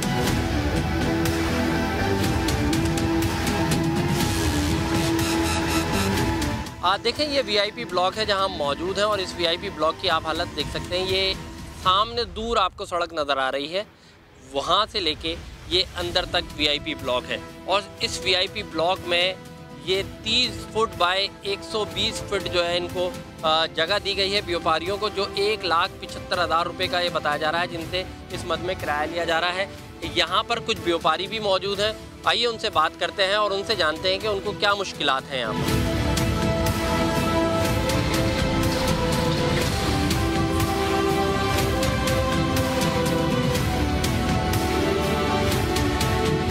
एक 120 फुट लंबी, 30 फुट चौड़ी, 1,75,000 में। हाँ जी, ये ज़मीन दी है। ज़मीन दी है। तो आपने कहा नहीं कि यार वीआईपी ब्लॉक के पैसे होते हैं, ब्लॉक के तो पैसे। उन्होंने कहा जी ये भी वीआईपी है। अच्छा, ये भी वीआईपी बना दी। पहले जो है 4 नंबर, ये 18 नंबर से लेकर वो सब वीआईपी नहीं था पिछले साल।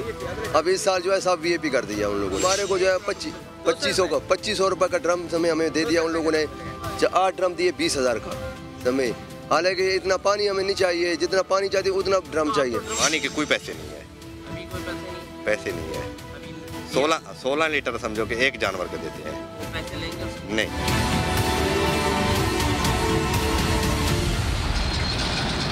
ये कैसा वीआईपी ब्लॉक है? वहाँ पे टेंट ही नहीं है, इंतजामात ये उस तरह के नहीं है जो वीआईपी टेंट में होते हैं। किस तरह के हमने दिखा दिया। फौरन ब्रेक लेते हैं।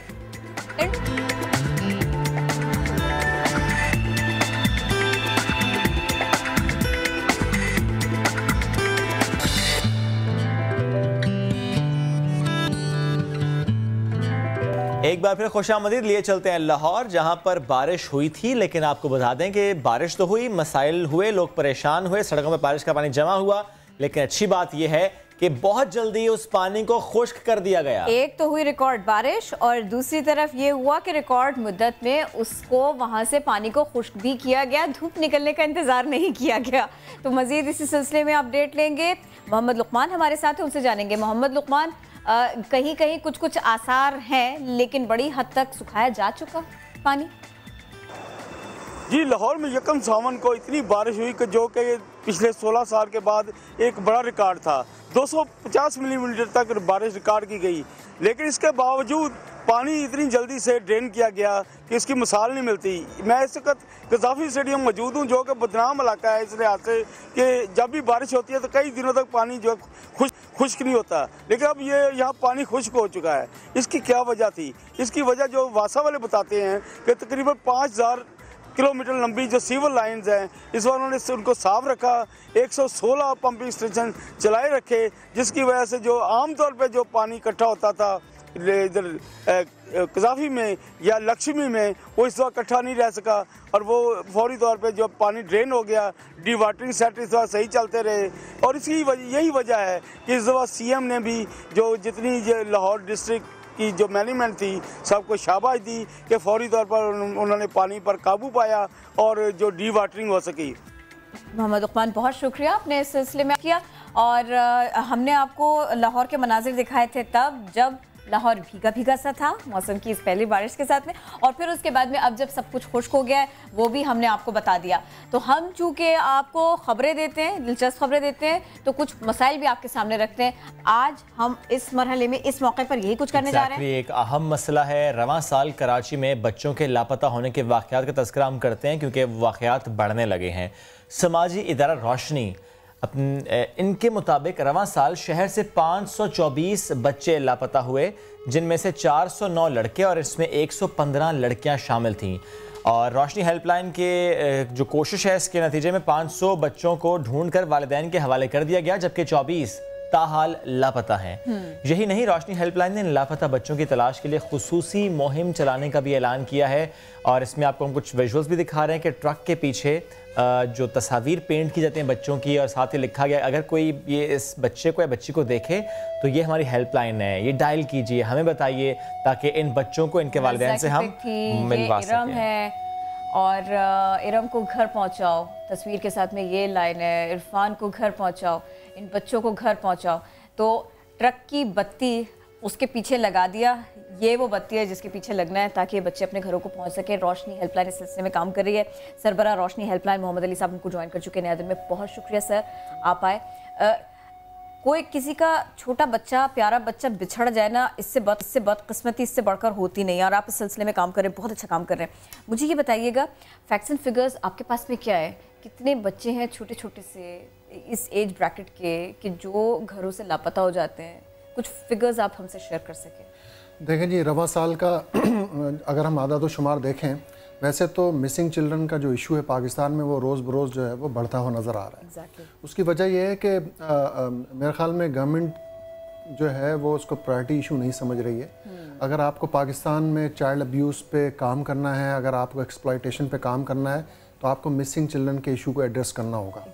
और इस पर लेजिस्लेशन की भी ज़रूरत है कि इस पर लेजिस्लेशन होनी चाहिए। बिल्कुल। अब ज़रूरत इस बात की है कि आदाद शुमार क्या कहते हैं। देखें, किसी भी काम के लिए, चाहे वो गवर्नमेंट इदारा हो चाहे वो प्राइवेट इदारा हो, उसे आदाद शुमार की रिसर्च की बहुत ज़रूरत होती है। तो बदकिस्मती से जब हमने मतलब 2006 में काम शुरू किया था तो मिसिंग चिल्ड्रन का इशू जो है वो डेड इशू था। तो जब हमने, हमारी जो कोशिश थी या जो कैंपेन थी वो ये थी कि जो गुमशुदा बच्चों का इशू है इसकी सेंसिटिविटी और इसकी इंपॉर्टेंस को हाईलाइट करें। तो हमने, अल्लाह का शुक्र है, अगर आप देखें तो आप छोटा सा भी कोई केस मिसिंग का होता है तो वो मीडिया पे शूट करता है। तो ये एक अच्छी अचीवमेंट है जो मीडिया की पूरी तवज्जो इस तरफ है। तो अब रवां साल अगर हम देखें, सिचुएशन में कोई खासा तब्दीली नहीं आई है गुज़िश्ता साल से। इस साल भी जो है वो 500 से ज़ायद बच्चे गायब हुए हैं और उसमें से कोई 493 बच्चे मिल भी गए, ठीक है ना। लेकिन स्टिल अभी भी जो है वो 23 बच्चे गायब हैं। अगर इसका हम ब्रेक डाउन देखते हैं तो ज़्यादातर बच्चे जो हैं जो गायब हुए हैं उनमें लड़कों की तादाद ज़्यादा है, ठीक है ना, लड़के ज़्यादा गायब हुए हैं। और अगर हम एज ब्रैकेट देखते हैं तो 11 साल से लेके और 16 साल का एज ब्रैकेट जो है वो ज़्यादा हाईलाइट है। इस एज ग्रुप के बच्चे ज़्यादातर जो हैं वो गायब हैं। क्योंकि देखें, मिसिंग चिल्ड्रन की जो तारीफ़ है वो बड़ी सिंपल है। जो डेफिनेशन है वो ये कि कोई भी बच्चा जो बच्चों की एज कैटेगरी में आता है, पाकिस्तान में जो बच्चों की कानूनी उम्र है वो बिलो 18 है। जो बिलो 18 है वो बच्चे की एज कैटेगरी के अंदर है। तो हमारे पास बिलो 18 के जो बच्चे होते हैं हम उन पर काम करते हैं। तो अगर इस एज ग्रुप की कैटेगरी में कोई बच्चा अपने वालिदैन से राब्ते में नहीं है घंटों से, दिनों से, महीनों से, सालों से, इट मीन्स कि वो मिसिंग है।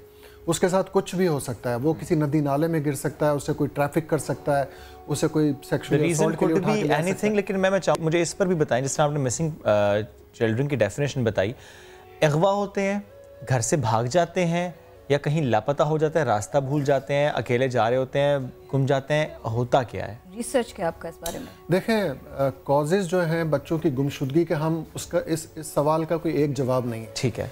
और कोई तनासुब भी नहीं है? नहीं, तनासुब है, लेकिन यह है कि अगर हम ये देखें कि अगर नौमौलूद बच्चा है और अगर उसका एक 2 साल तक का एज ग्रुप है और अगर वो कहीं से गायब है, हॉस्पिटल से, घर से, कहीं से भी, तो इसका मतलब ये है कि कोई ऐसे जराइम पेश, हमारी जो असेसमेंट है मैं उसकी बात कर रहा हूँ, हमारी जो रिसर्च है मैं उस तजर्बे की बेस पे आपको बता रहा हूँ कि अगर इस एज ग्रुप में गायब है बच्चा तो हम ये खदशा कर सकते हैं कि कोई ऐसा गिरोह या ऐसे जराइम पेशा अनासिर के गिरोह का कोई कारिंदा उस बच्चे को उठा के ले गया और वो हो सकता है बेऔलाद जोड़े को फ़रोख्त कर सकता है। तो ये कार्रवाई हॉस्पिटल से भी होती है, हॉस्पिटल के पैरामेडिकल्स भी मिले हुए होते हैं इसके अंदर, ये सब कुछ है। और अगर हम एज ग्रुप देखें 10 साल के नीचे तक का, तो ज़्यादातर अगर उसमें लड़कियां गायब हैं 10 साल से एज ग्रुप से नीचे, तो वो जो रिकवर हुई हैं तो वो सेक्सुअली असॉल्ट के बाद रिकवर हुई हैं, ज़्यादातर ये केसेस हैं। और अगर 10 हमारे पास जैसी केस रिपोर्ट होता है रोशनी हेल्पलाइन 1138 के ऊपर, तो हमारी जो तवज्जो होती है ज़्यादातर वो 10 साल के नीचे वाले बच्चों पर ज़्यादा होती है। देखें, अगवा का तो बड़ा सिंपल है कि हमारा पाकिस्तान पीनल कोड ये कहता है कि अगर उसका सेक्शन 364A कि कोई भी बच्चा अगर जिसकी उम्र 14 साल से नीचे है और वो लापता है, खो गया है, वालिदैन को उसके वेयर अबाउट्स का नहीं पता है और बच्चे को भी नहीं पता है। तो इसका मतलब ये कि ये तस्वुर किया जाए कि वो बच्चा मर्डर की नीयत से या कोई और संगीन जराइम की नीयत से उसको उठा लिया गया है और उसको हो सकता है उसकी जान को ख़तरा हो, लिहाजा अननोन के ख़िलाफ़ फौरी तौर पर FIR दर्ज कर दी जाए। सही, क्योंकि FIR इस मुल्क में एक बहुत बड़ा इशू है मिसिंग चिल्ड्रन का। और जो भी शुरू होगा वो उस FIR के बाद शुरू होगा। देखें ना, ये कॉग्निजेबल ऑफेंस है, बच्चों की गुमशुदगी, इसको पुलिस कॉग्निजेबल इशू नहीं समझती है। लेकिन मैं इस बात पे फ़ख्र भी महसूस करता हूँ और ख़ुशी का इज़हार भी करता हूँ कि पाकिस्तान में कराची अब वाहिद वो सिटी है जहाँ पे मिसिंग चिल्ड्रन के ऊपर इशू पे अब पुलिस की भरपूर तवज्जो है। ओके, नहीं फौरन कोई अगर पेरेंट्स जाते हैं अब FIR ना कटने का शाज़ो नाज़िर कोई वाक़या रिपोर्ट होता है कि जिसकी FIR ना कटी हो। अच्छा, अब जिस तरह इससे पहले हमने रोशनी हेल्पलाइन से मुतालिक बताया कि एक नई मुहिम आप लोग चला रहे हैं, स्पेसिफिकली ट्रक के पीछे पेंट करते हैं बच्चों के, तो उसके क्या स्टैट्स हैं? कितने पेंट आपने किया और आगे कितने पेंट अभी आपने करने हैं बच्चे और बच्चों की तस्वीरें? कितना लगा बच्चे मिले अगर उसको? तो देखें जी, रोशनी हेल्पलाइन का जब वजूद में आया तो उसका शुरू से मकसद था कि हम इस इशू की, जो गुमशुदा बच्चों का इशू है, इसकी इम्पोर्टेंस को हाईलाइट करें। और हमने शुरू से कोशिश की है कि हम इनोवेटिव अप्रोच में जाके इस तरह के काम करें। हमने 2015 में उम्मीद की पतंग के नाम से एक कैंपेन स्टार्ट की थी, द काइट ऑफ होप। हम ये समझते हैं कि वो पतंग जब आसमान पे जाती है किसी पतंगबाज की, तो एक उम्मीद लेके जाती है। वो उस वक्त तक उसकी होती है जब तक उसकी डोर के साथ होती है, लेकिन जब वो कट जाती है फिर वो पतंग किसी और की हो जाती है। तो वो उस पतंग को तलाश करना फिर नामुमकिन होता है। तो हमारी ये कैंपेन हर साल होती है। हम 2 इवेंट्स करते हैं, से 4000 पतंगों पे गुमशुदा बच्चों की तस्वीर प्रिंट करते हैं। सही। और फिर उसमें हम लोग उसको पब्लिश करते हैं। इसमें हमारा स्पेक्ट्रम पार्टनर है जो कि हमें इसमें सपोर्ट करता है। सही। अभी एक और हमने जो है वो इनोवेटिव अप्रोच अपनाते हुए एक और कैंपेन का आगाज़ किया है इसी रवां साल के अंदर, और वो है, उसका नाम हमने रखा है truck art child finder. Okay. दुनिया भर में ट्रक आर्ट पाकिस्तान का बहुत मशहूर है। हमने सोचा क्यों ना ट्रक आर्ट को हम गुमशुदा बच्चों की इशू के लिए इस्तेमाल करें, बच्चों की तलाश के लिए भी और इशू को हाईलाइट करने के लिए भी। क्योंकि हम ये समझते हैं कि अगर कोई ट्रक सामान लेके लोड करके जब वो जाता है, अगर वो कराची से लोड करेगा सामान, तो वो शहर के या सूबे के या मुल्क के कई हिस्सों से वो गुजरेगा। कहीं हाईवे से गुजरेगा, रोडों से गुजरेगा, गाँव से गुजरेगा, सिटी से गुजरेगा। और एक आदत भी है, ट्रक के पीछे जाते हैं हम जरूर पीछे देखते हैं क्या लिखा हुआ है, क्या पेंट हुआ हुआ है। तो हमने ये रिवायत डालने की कोशिश की है कि शेर व शायरी लिखी होती है, माँ की दुआ, जन्नत की हवा, रास्ता दो, फलां, या जो भी लीडर्स की पिक्चर्स होती हैं या शेर व शायरी होती है। तो हमने कहा, हमने ट्रक वालों को राजी किया कि आप कोशिश करें कि आप हमारा साथ दें। तो ये कैंपेन हमने स्टार्ट करी पीर वदाई का जो अड्डा है रावलपिंडी का, वहाँ से, और जो मुल्तान में एक अड्डा है शुजाबाद का एरिया, वहाँ से हमने स्टार्ट करी। हमने स्टार्ट में हमने 25 ट्रक को सिलेक्ट किया और उसमें 20 केसेस को सिलेक्ट किया जो कराची से गुम हुए थे। ठीक है। उन 20 बच्चों की तस्वीर को जो है हमने ट्रक के पीछे पेंट किया। सही। और फिर वो जब अपने मंजिल पे निकले हैं तो वो कोई मरी भी गया है, कोई रावलपिंडी गया है, कोई मुल्तान, कोई लाहौर, कोई जैकबाबाद। उन 20 बच्चों की जो कैंपेन हमने स्टार्ट की थी ट्रक आर्ट के ऊपर, उसमें से 7 बच्चे रिकवर हो चुके हैं। जबरदस्त। और ये 3 से 4 महीने का रिजल्ट है। 3500 कॉल्स आई हैं सिर्फ एप्रिसिएशन की कि जबरदस्त आइडिया है, और तकरीबन 250 से ऊपर कॉल्स ऐसी थी कि हमारा भी बच्चा गुम है, तस्वीर उसकी प्रिंट करके दें। जबरदस्त जबरदस्त। ये वेरी गुड आइडिया, वेरी अच्छा आइडिया। वाकई इस पर जिस तरह आपने कहा 20 आपने पेंट किए और 7 बच्चे रिकवर। और अब हम ये कैंपेन कराची से स्टार्ट कर रहे हैं। 50 यहाँ के ट्रक पे पेंट किया जाएगा। आप यहाँ से हम 50 ट्रकों का आगाज करेंगे और इसमें हमारा बर्जर पेंट जो है वो हमारे साथ पार्टनर है इसमें, और DBDO एक एजेंसी वो हमारी पार्टनर। बहुत जल्द हम कराची से आगाज़ कर रहे हैं, 50 ट्रकों को ले रहे हैं और उसमें 30 केसेस को सिलेक्ट किया हमने। Okay, thank you sir, thank you so very much. और वाकई company idea is innovative, true. आगे बढ़ते हैं और अगर आपको इस बात का आइडिया नहीं है कि डॉग बाइट की वजह से लोग कितने परेशान हैं, तो हम आज आपको इस सिलसिले में अपडेट कर देते हैं। सिंध में आवारा कुत्तों के काटने के वाक़यात बहुत बढ़ रहे हैं, बड़ी तेज़ी से बढ़ रहे हैं। सांगर में भी 50 साल खातून कुत्ते के काटने से जिंदगी गंवा बैठी, जिसके बाद रवा माह के दौरान अंदरून सिंध कुत्ते के काटने से अमवात की तादाद 12 हो गई है, बहुत बढ़ गई है। हालिया दादोशुमार से ये मालूम हुआ कि सूबे भर में इब्तदाई 5 महीनों के दौरान कुत्ते के काटने के 69,435 वाक़यात रिपोर्ट हुए हैं। और इंतहाई ख़तरनाक पहलू इसका ये भी है, इंतहाई ख़तरनाक बात इसकी ये भी है कि कुछ अरसा कबल प्रोग्राम नया दिन में ही डॉक्टर सीमी जमाली ने ये इंकशाफ किया था कि जो कुत्ते के काटने की वैक्सीन होती है ये अब पहले जितनी मौसर नहीं रही, और नई और ज़्यादा मकदार में वैक्सीन की ज़रूरत है जो मौसर हो, लोगों को फ़ौरन ट्रीट करे, ऐसे लोगों को कि जिन्हें कुत्ते ने काटा है। ये एक और तशवीशनाक पहलू है इसका। इस पर बात करते हैं डायरेक्टर जनरल हेल्थ सिंध मकसूद सोलंकी साहब हमें ज्वाइन कर चुके। मकसूद साहब बहुत शुक्रिया। सर, जिसने किरण भी बता रहे थे कि डॉक्टर सीमी जमाली हमारे शो में आई थी, उन्होंने बताया था कि बेअसर हो रही है। साथ ही हमने तब जिक्र भी किया था कि जो इंडिया से वैक्सीन आ रही थी वो आना भी बंद हो गई थी, तो वैक्सीन नहीं है, ये भी एक मामला था। लेकिन चलें, इस पर तो लोगों ने कहा कि है अभी, लेकिन बेअसर भी हो रही है। और ऐसे में हम देखते हैं कि सिंध में अगर देखें तो आए रोज़ ऐसे वाक़यात रिपोर्ट होते हैं कि आवारा कुत्ते हैं शहरों को काट रहे हैं। सर, ये वैक्सीन का बेअसर होना, इसकी हकीकत क्या है? मैं आपसे जानना चाहता हूँ इससे मुताल्लिक। देखें, वैक्सीन कोई भी बेअसर नहीं है। सही। ये वैक्सीन जो है वो सारी दुनिया में यूज होती है, जिसको ARV कहते हैं। वो हमारा जो इदारा है इस्लामाबाद में, नेशनल इंस्टीट्यूट ऑफ हेल्थ, वो भी बनाता है। लेकिन वो पाकिस्तान में वाहिद इदारा है जो ये कुत्ते की काटने की वैक्सीन बनाता है। और वो जो है वो जिस तरह के केसेस बढ़ रहे हैं, तो वो जो है पूरे मुल्क की नीड जो है पूरी नहीं कर सकता। और ये केसेस बढ़ने की वजह से फिर हमने जो है वो इंडिया से इंपोर्ट करना शुरू कर दी। तो पहले तो वो आसानी से वो आ रही थी वो वैक्सीन, और हर जगह पे वाफर मुकदार में मौजूद थी। लेकिन अब फिर ये जो पॉलिटिकल सिचुएशन हो गई, तो अब वहां से आ तो रही है लेकिन उसमें डिले हो रही है। पहले वो डायरेक्ट इंडिया से आती थी, अब वो वाया दुबई या वाया श्रीलंका वहां से आ रही है। लेकिन हमारे अस्पताल में मौजूद हैं, हर हॉस्पिटल में हमने इंश्योर किया है कि कुत्ते की काटने की वैक्सीन मौजूद है। सर, फिर क्या वजह है कि डेथ्स हो रही हैं वैक्सीन ना मिलने की वजह से? नहीं, देखे, बात सुने जी। हमारे लोग जो हैं, अब कुत्ते के काटने से एकदम किसी की डेथ नहीं हो जाती, लेकिन उसका ये है कि जिसको पागल कुत्ते ने काटा है उसको फौरी तौर पे वैक्सीनेशन करनी चाहिए। लेकिन मोस्ट ऑफ आवर पीपल, जो लोग ज्यादा हमारे जो गांव देहात में रहते हैं, उनके अपने मिथ्स हैं और उनके अपने हैं, वो कोई वैक्सीन लगवाते हैं, कोई वैक्सीन नहीं लगवाते। अभी लास्ट टाइम भी एक ठट्टा का केस था जो जिना में एक्सपायर हो गया। हमने इंक्वायरी की तो उसने किसी अस्पताल से रिज्यू नहीं किया, वो एक फेथ हीलर के पास चला गया। तब ये मुख्तलिफ जो देहात के लोग हैं वो किसी से तावीज घंटा कराते हैं, किसी हकीम से इलाज कराते हैं, फिर अल्टीमेटली जब वो फुल ब्लोन रेबीज में तब्दील हो जाता है तो उसका कोई ट्रीटमेंट नहीं है, डेथ हो जाती है उसकी। तो उसका हल सिर्फ ये है, इसलिए मैंने लेटर लिखे कि देख, एक तो वैक्सीन महंगी है, दूसरी जो है लोग वहाँ काफी लोगों को पता भी नहीं है कि ये वैक्सीन लगवानी है। तो उसका जो है यही हल है कि हेल्थ डिपार्टमेंट ने कहा कि पहले जो है ये लोकल गवर्नमेंट DMCs ये कुत्ता मार मुहिम चलाते थे।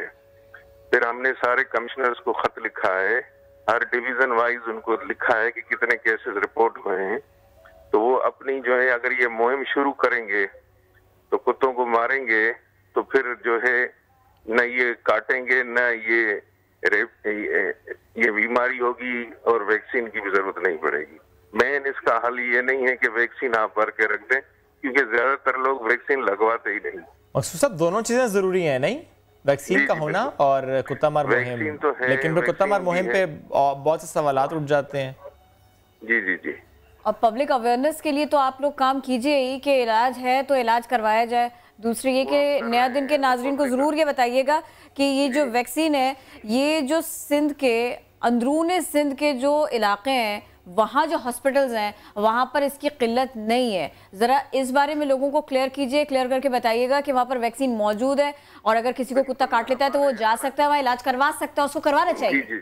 हमने हर इंश्योर किया है कि हमारे हर BHU से लेकर हमारे तालका hospital, rural health centre, DHQ hospital, हर जगह पे वैक्सीन मौजूद है। और हमने ये अवेयरनेस कैंपेन भी चलाई है कि लगाएं आके वैक्सीन। और आप कितने पूरी उम्मीद है कि आपकी कैंपेन जो है ना, ये लोगों को मालूमात सिलसिले में उनकी बढ़ेंगी, उन पर असर करेगी?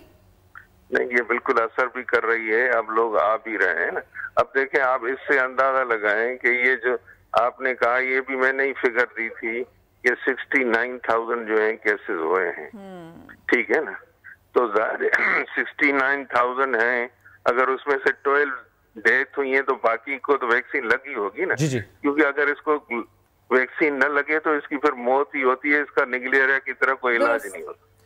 मकसूद सोलंकी साहब, डायरेक्टर जनरल हेल्थ सिंध, आप हमारे साथ थे इस सिलसिले में, बहुत शुक्रिया। स्पेसिफिकली जिस तरह किरण वो कह रहे थे कि एक तो बेअसर नहीं हो रही और दूसरा वैक्सीन है, अगर इस्लामाबाद में बन रही है वो कम मिकदार में भी सही बन रही है, और अगर इंडिया से आ रही थी कोई मसला हुआ तो अब किसी और रास्ते से बाहर आ रही है, तो वैक्सीन है, बेअसर भी नहीं है, सिर्फ अवेयरनेस की कमी है कि अगर कुत्ता काट ले तो वैक्सीन कुछ लोग लगवाते नहीं क्योंकि उनको मालूम नहीं होता, तो वैक्सीन है और वो बेअसर भी नहीं है।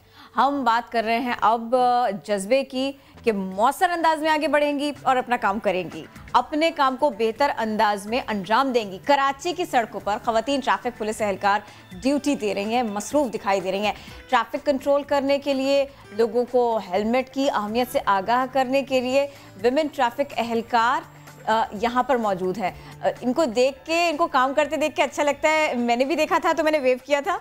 तो हमारी जो नुमाइंदा है ना लारेब शेख, वो तो पहुंच भी गई विमेन ट्रैफिक एहलकार के पास और उनसे बात भी की, तो दिखा देते हैं जरा नियादन के नाज़रीन को। जी बिल्कुल, औरत अगर सिन्फ नाजुक है तो बेशुमार बाहिम्मत भी इस बात का सबूत देती हैं वो ट्रैफिक एहलकार खवातीन जो रोडों पे खड़े होकर अपनी ड्यूटी को सरअंजाम दे रही हैं। ये ना ही सिर्फ ट्रैफिक की रवानी को मुतासर होने से बचाती हैं, इसी के साथ साथ ये जो है तमाम कवानीन पे आवाम को पाबंद भी कराती हैं। यहाँ पे मेरे साथ कुछ जो है वो ट्रैफिक एहलकारीन मौजूद है, हम इनसे बात करते हैं और पूछते हैं कि काम करने के दौरान इस तरह से रोड पे खड़े होकर इतनी मुश्किल काम करने के दौरान लोग किस तरह से मुश्किलात का सामना करना पड़ता है, किन बातों का बहुत अहम किरदार है जो उनको तंग करती हैं। जी मुझे बताइएगा कि आप लोग रोड पे खड़े होकर इतनी मुश्किल ड्यूटी को सरअंजाम देती हैं, कितनी मुश्किलात पेश आती हैं, किस किस तरह की चीज़ों को फेस करना पड़ता है? देखें, सबसे पहले तो मैं आपसे ये कहूँगी कि हम ट्रैफिक पुलिस की जो है भर्ती हुए हैं और अपॉइंट ही हमें इसलिए किया गया था कि हम फील्ड में नौकरी करें, और इस चीज़ का इसमें कोई मतलब एतराज़ नहीं किया जाता कि हम रोड पे खड़े होकर ड्यूटी कर रहे हैं, बल्कि हमें इस चीज़ के और मौके मिलते हैं। हम चालान करना अपने अफसरान से सीखते हैं, क्योंकि ट्रैफिक में तो देखें काम ही ये है ना, हमने रोड ही चलाना है। बाकायदा लोग तो बातें करते भी हैं, हमें कमेंट्स भी सुनने पड़ते हैं, हमें बहुत सारी बातें सुननी पड़ती हैं, लेकिन हम अगर इन चीज़ों को देखेंगे तो फिर अपनी जॉब को हम उस तरह से सरअंजाम नहीं दे सकते। क्या कहेंगे लोगों के लिए जो आपको देख रहे हैं और उन लोगों के लिए, उन तमाम खवातीन के लिए जो आपकी तरह फील्ड में निकल के काम करती हैं? मैं तो उन्हें यही कहूँ, जज्बे से अपना काम अंजाम दें, और दुनिया तो बातें करती है चाहे हम फील्ड में ऑफिस के अंदर हों या बाहर हों, क्योंकि हम अगर लोगों की बातों को देखेंगे, लोगों के कमेंट्स को देखेंगे तो हम फिर हमारा कोई पुलिस में आने का फ़ायदा नहीं है। पुलिस में हम इसीलिए आए हैं कि हम लोगों को हर तरह से फेस करें। हमारे ऊपर मतलब हमने एक यूनिफॉर्म पर्सन है, हमें इन चीज़ों से घबराना नहीं चाहिए, और हमें फ़ख्र है कि हम पुलिस में हैं और हम लोगों को इस चीज़ के लिए फ़ॉलो करते हैं कि आप हेलमेट का यूज़ करें, आप ट्रैफिक कवानीन को फ़ॉलो करें, और काफ़ी अच्छे तरीके से हमारी ये कैंपेन चल रही है। इंशाल्लाह कुछ दिन आगे भी ये कैंपेन चलेगी और इंशाल्लाह अब आके इस रोड पे तब्दीलियाँ देखेंगी, लोग इंशाल्लाह ट्रैफिक पुलिस को फ़ॉलो करेंगे आगे। जी बिल्कुल, इनका कहना यही था कि बहुत सा तमाम मुश्किलात के बाद, इंसानों के बाद, बहुत सारे कमेंट्स के बाद, बहुत बातों के बाद भी ये रोड पे खड़ी होती हैं, ट्रैफिक की रवानी को देखती हैं, बहुत सारी कैंपेन्स को कारामद भी बनाती हैं। इसी के साथ साथ इनका ये भी पैगाम था कि वो तमाम खवातीन जो फील्ड में काम करती हैं ना घबराएं, अपने घरों से बाहर निकलें, अपनी नौकरियों को सरअंजाम दें, और इनको इस बात पे फ़ख्र है कि ये जो है आवाम के लिए काम कर रही हैं। जी शुक्रिया लारेब, आप हमें अपडेट कर रही थी। बढ़ते हैं आगे आज के एक और अहम मौजू की जानिब। गैर ज़रूरी तशहीरी मैसेजेस और कॉल्स, इनसे सब होते हैं परेशान, लेकिन अब एक अच्छी खबर यह है कि पहले भी कहा तो जाता है कि आप कंप्लेन करेंगे तो आपको ये मैसेजेस और कॉल्स नहीं आएंगे, लेकिन अब वो तरीक़ेकार क्या है और वो कितना आसान है, इससे मुतालिक हम बात करते हैं। एक नंबर जारी कर दिया गया है 3627, इस पर आप कीजिए SMS और इन तशहीरी मैसेजेस और इन कॉल्स से छुटकारा हासिल कीजिए। मजीद बात करते हैं तर्जुमान PTA खुरम मेहरान साहब हमें ज्वाइन कर चुके हैं। खुरम साहब बहुत शुक्रिया। सर, ये तशहीरी मैसेजेस और कॉल्स, नंबर तो दे दिया, सर तरीक़ेकार क्या है? क्या लिख कर मैसेज करना है कि ये मैसेज हमें आ रहा है, ये नहीं आना चाहिए, और ये कॉल हमें आ रही है, ये नहीं आनी चाहिए, वो तरीक़ेकार क्या है? देखिए जी, ये बिल्कुल जो आपने अभी बताया, ये हमारा एक, इसको हम कहते हैं डू नॉट कॉल रजिस्टर। ये 3627 का एक हमने शॉर्ट कोड इशू किया है, जिसको इस्तेमाल करके सार्फिन जो हैं, यानी किसी भी मोबाइल कंपनी के सार्फिन जो हैं, वो इस पर अगर REG यानी रजिस्टर्ड लिखकर भेजेंगे एक SMS के ज़रिए, तो वो में रजिस्टर हो जाएंगे और फिर उनको जो है तशहीरी मैसेजेस जो हैं वो आना बंद हो जाएंगे। इसी तरह जब भी कभी वो चाहें कि वो इस सिस्टम से बाहर होना चाहते हैं, यानी इस सर्विस को छोड़ना चाहते हैं, तो वो UNREG यानी अनरजिस्टर्ड लिखकर 3627 पर भेजेंगे, तो उससे वो अनरजिस्टर्ड हो जाएंगे। इसमें वो तमाम मैसेजेस जो मुख्तलिफ इश्तिहारी कंपनियां भेजती हैं, ये एक असल में जॉइंट सिस्टम है जो PTA ने मोबाइल कंपनीज़ के साथ मिलकर डेवलप किया है, जिसमें जब आप अपना नंबर रजिस्टर कर लेते हैं तो आपको SMS आना जो है वो बंद हो जाते हैं। सिर्फ वही SMS आते हैं जहां पर आपने किसी कंपनी के किसी आउटलेट के ऊपर अपना नंबर देकर और अपने आप को रजिस्टर किया है। इसके अलावा मैं आपको बताना चाहूँगा कि ये एक सर्विस नहीं है। ये सर्विस तो बुनियादी तौर पर यह है कि आपने अगर मुकम्मल तौर पर अपने मार्केटिंग या इश्तिहारी पैगामात को अपने नंबर के ऊपर बंद करना है तो फिर आप इस सर्विस का इस्तेमाल करेंगे। मुझे ना खुर्रम साहब ज़रा बता दीजिएगा, अगर कोई शख्स आपको कॉल्स कर रहा है, मैसेजेस कर रहा है, इससे आप परेशान हैं, तो पर्टिकुलरली इस मामले में बताइए क्या किया जा सकता है? इसके अलावा भी कुछ ऐसी सर्विसेज हैं जो सार्फिन के लिए दस्तयाब हैं, जिसको इस्तेमाल करके वो मुख्तलिफ़ तरह की ऑब्नॉक्शियस कॉल या अनसोलिसिटेड मैसेजेस, जिसको कहते हैं अनचाहे कॉल्स और मैसेजेस, उससे वो बच सकते हैं। मिसाल के तौर पर एक सर्विस जो है तमाम मोबाइल कंपनीज़ ने ऑफ़र कर रखी है, जिसको हम कहते हैं 9000 की सर्विस। ये 9000 का जो नंबर है, इसके ऊपर अगर आपको किसी नंबर से कोई कॉल या मैसेज रिसीव होता है जिसको आप चाहते हैं कि वो उस नंबर से आपको दोबारा कॉल या मैसेज ना आए, तो वो नंबर आप टाइप करने के बाद 9000 के ऊपर भिजवाते हैं और उससे ये होता है कि वो नंबर जो है वो दोबारा यानी आपको मैसेज या कॉल नहीं कर सकता। इसी तरह से हमने एक और सर्विस जो है PTA ने मोबाइल कंपनीज़ के साथ मिलकर लॉन्च की हुई है, जिसको कहते हैं हम 420। ये 420 नंबर का भी ये फंक्शन है कि इसके ऊपर आप किसी भी किस्म की कोई जो नंबर जिससे आपको कॉल या मैसेजेस आ रहे हैं, ख़ास तौर पर ऑब्नॉक्शियस कॉल्स, कोई ऐसा कॉलर है जो आपको तंग कर रहा है और आपको बार बार कोई अनवांटेड किस्म के मैसेजेस और कॉल्स भिजवा रहा है, तो उसका नंबर आप 420 की सर्विस लेकर ब्लॉक कर सकते हैं और वो दोबारा आपको कॉल या मैसेज नहीं। ओके, यानी कोई अगर परेशान करे तो उसका नंबर भी आप इस तरीके से ब्लॉक कर सकते हैं, फिर कोई मैसेज कॉल नहीं। लेकिन सर एक बुनियादी सवाल वो तशरीरी मैसेज से मुतालिक ये लोग पूछते भी हैं, सोचते भी हैं कि हमारा नंबर आखिर इन तक जाता कैसे है। फॉर एग्जांपल जिस एरिया में मैं रह रहा हूँ उस एरिया से मुतालिक भी कुछ एडवर्टाइजमेंट्स के मैसेजेस मुझे आना शुरू हो जाते हैं, तो वो कैसे डाटा कैसे पहुँचता है उन कंपनीज तक या उस शख्स तक कि मुझे पर्टिकुलर इस एरिया वाले को मैसेज देना है? नहीं, देखिए मोबाइल सार्फिन का डेटा सिर्फ मोबाइल कंपनीज़ के पास ही होता है। जो इश्तिहारी कंपनीज़ हैं उनमें से कुछ का तरीक़ाकार ये है कि आप जब किसी मशहूर ब्रांड के आउटलेट पर जाते हैं तो वो आपको एक फॉर्म या आपसे जब वो आपका फॉर्म टाइप करते हैं अपने सिस्टम के ऊपर, तो आपसे वो आपका मोबाइल नंबर मांगते हैं। तो ये ज़्यादातर वही लोग हैं जिन्होंने अपना नंबर अपनी मर्ज़ी से दिया होता है, जिसको मैंने बताया कि हम कहते हैं कि आप अपनी मर्ज़ी ज़ाहिर करते हैं और उसके बाद आपका नंबर उनके डेटाबेस में शामिल हो जाता है। और मोबाइल कंपनीज़ के साथ चूँकि उन्होंने कुछ एग्रीमेंट्स किए होते हैं जिसके तहत वो आपको ये मैसेजेस भिजवाते हैं। तो इसके लिए मैं ये एडवाइस करूँगा सार्फिन को कि अगर वो चाहते हैं कि उनको किसी भी मार्केटिंग कंपनी की तरफ से कोई मैसेज ना आए, तो वो इस तरह के किसी भी आउटलेट के ऊपर अपना नंबर या तो बिल्कुल ना दें, और अगर वो देना चाहते हैं तो वो ये सोच समझ कर दें कि उनको फिर उसके जवाब में कॉल्स और मैसेजेस भी आएंगे उन कंपनीज़ की तरफ से। इसके अलावा ऐसी कॉल्स और मैसेजेस हैं जो मोबाइल कंपनीज़ आपको अपने प्रमोशनल पैकेजेस के हवाले से भिजवाती हैं, उसके लिए भी हमने उनको हिदायत जारी कर रखी हैं और वो शाम में और रात में आपको इस तरह के मैसेजेस और कॉल्स नहीं भेजते। दिन में भी आपको वो उस वक्त भेजते हैं जब आपने उनकी सर्विस को ऑप्ट इन किया हुआ है। अगर आप चाहते हैं कि वो भी आपको इस तरह के मैसेजेस ना भेजें तो आप उनकी हेल्पलाइन पर कॉल करके अपने ये वाले मैसेजेस भी बंद करवा सकते हैं और आपकी जो मुतल्लिका मोबाइल कंपनी है वो भी आपको इश्तिहारी पैगामात और कॉल्स अपने प्रमोशनल पैकेजेस से मुतल्लिक नहीं भिजवाएगी। अच्छा, मोबाइल फ़ोन सार्फिन का डाटा, इसको महफूज बनाने के लिए भी कुछ किया जा रहा है? कोई काम किस सिलसिले में किया जा रहा है? जी देखें, इसमें चूँकि कवानीन लाने होते हैं इस हवाले से, और PTA भी कवानीन का पाबंद है और कवानीन के तहत ही काम करता है, तो इसमें जहाँ तक मेरी मालूमात है इसमें डेटा प्राइवेसी लॉ के हवाले से काम हो रहा है। अभी तक जो है वो लॉ जो है प्रोसेस में है और जब वो इन प्लेस हो जाएगा तो मज़ीद सूरत हाल बेहतर हो जाएगी। लेकिन इस हवाले से मैं ये ज़रूर आपको बताना चाहूँगा कि अभी भी जो मोबाइल कंपनीज़ का डेटा है वो बहुत महफूज है और उसको चेक किया जाता है। ऐसी कोई सूरत हाल नहीं है जिसमें सार्फिन को ये तहफ़्फ़ुज़ात हों या आम लोगों को कि उनका डेटा जो है अनऑथराइज लोगों के पास शेयर होता है या उन तक पहुँचाया जाता है। ऐसी कोई सूरत हाल हमारे सामने नहीं है। खुर्रम साहब बहुत शुक्रिया, साथ आप मौजूद थे और जिस तरह आपने तफसील किया कि जो गैर ज़रूरी मैसेजेस हैं और जो कॉल्स हैं उनसे छुटकारा पाने के लिए ये एक नंबर जारी कर देगा और तरीक़ाकार बहुत सिंपल है। एनीवेज़ बढ़ते हैं आगे। एक अहम खबर आ रही है इस्लामाबाद से, जहाँ मरियम नवाज़ एहतसाब अदालत पहुँच गई हैं। मरियम नवाज़ को एवनफील्ड रेफरेंस में जाली ट्रस्ट डीड केस में तलब किया गया है।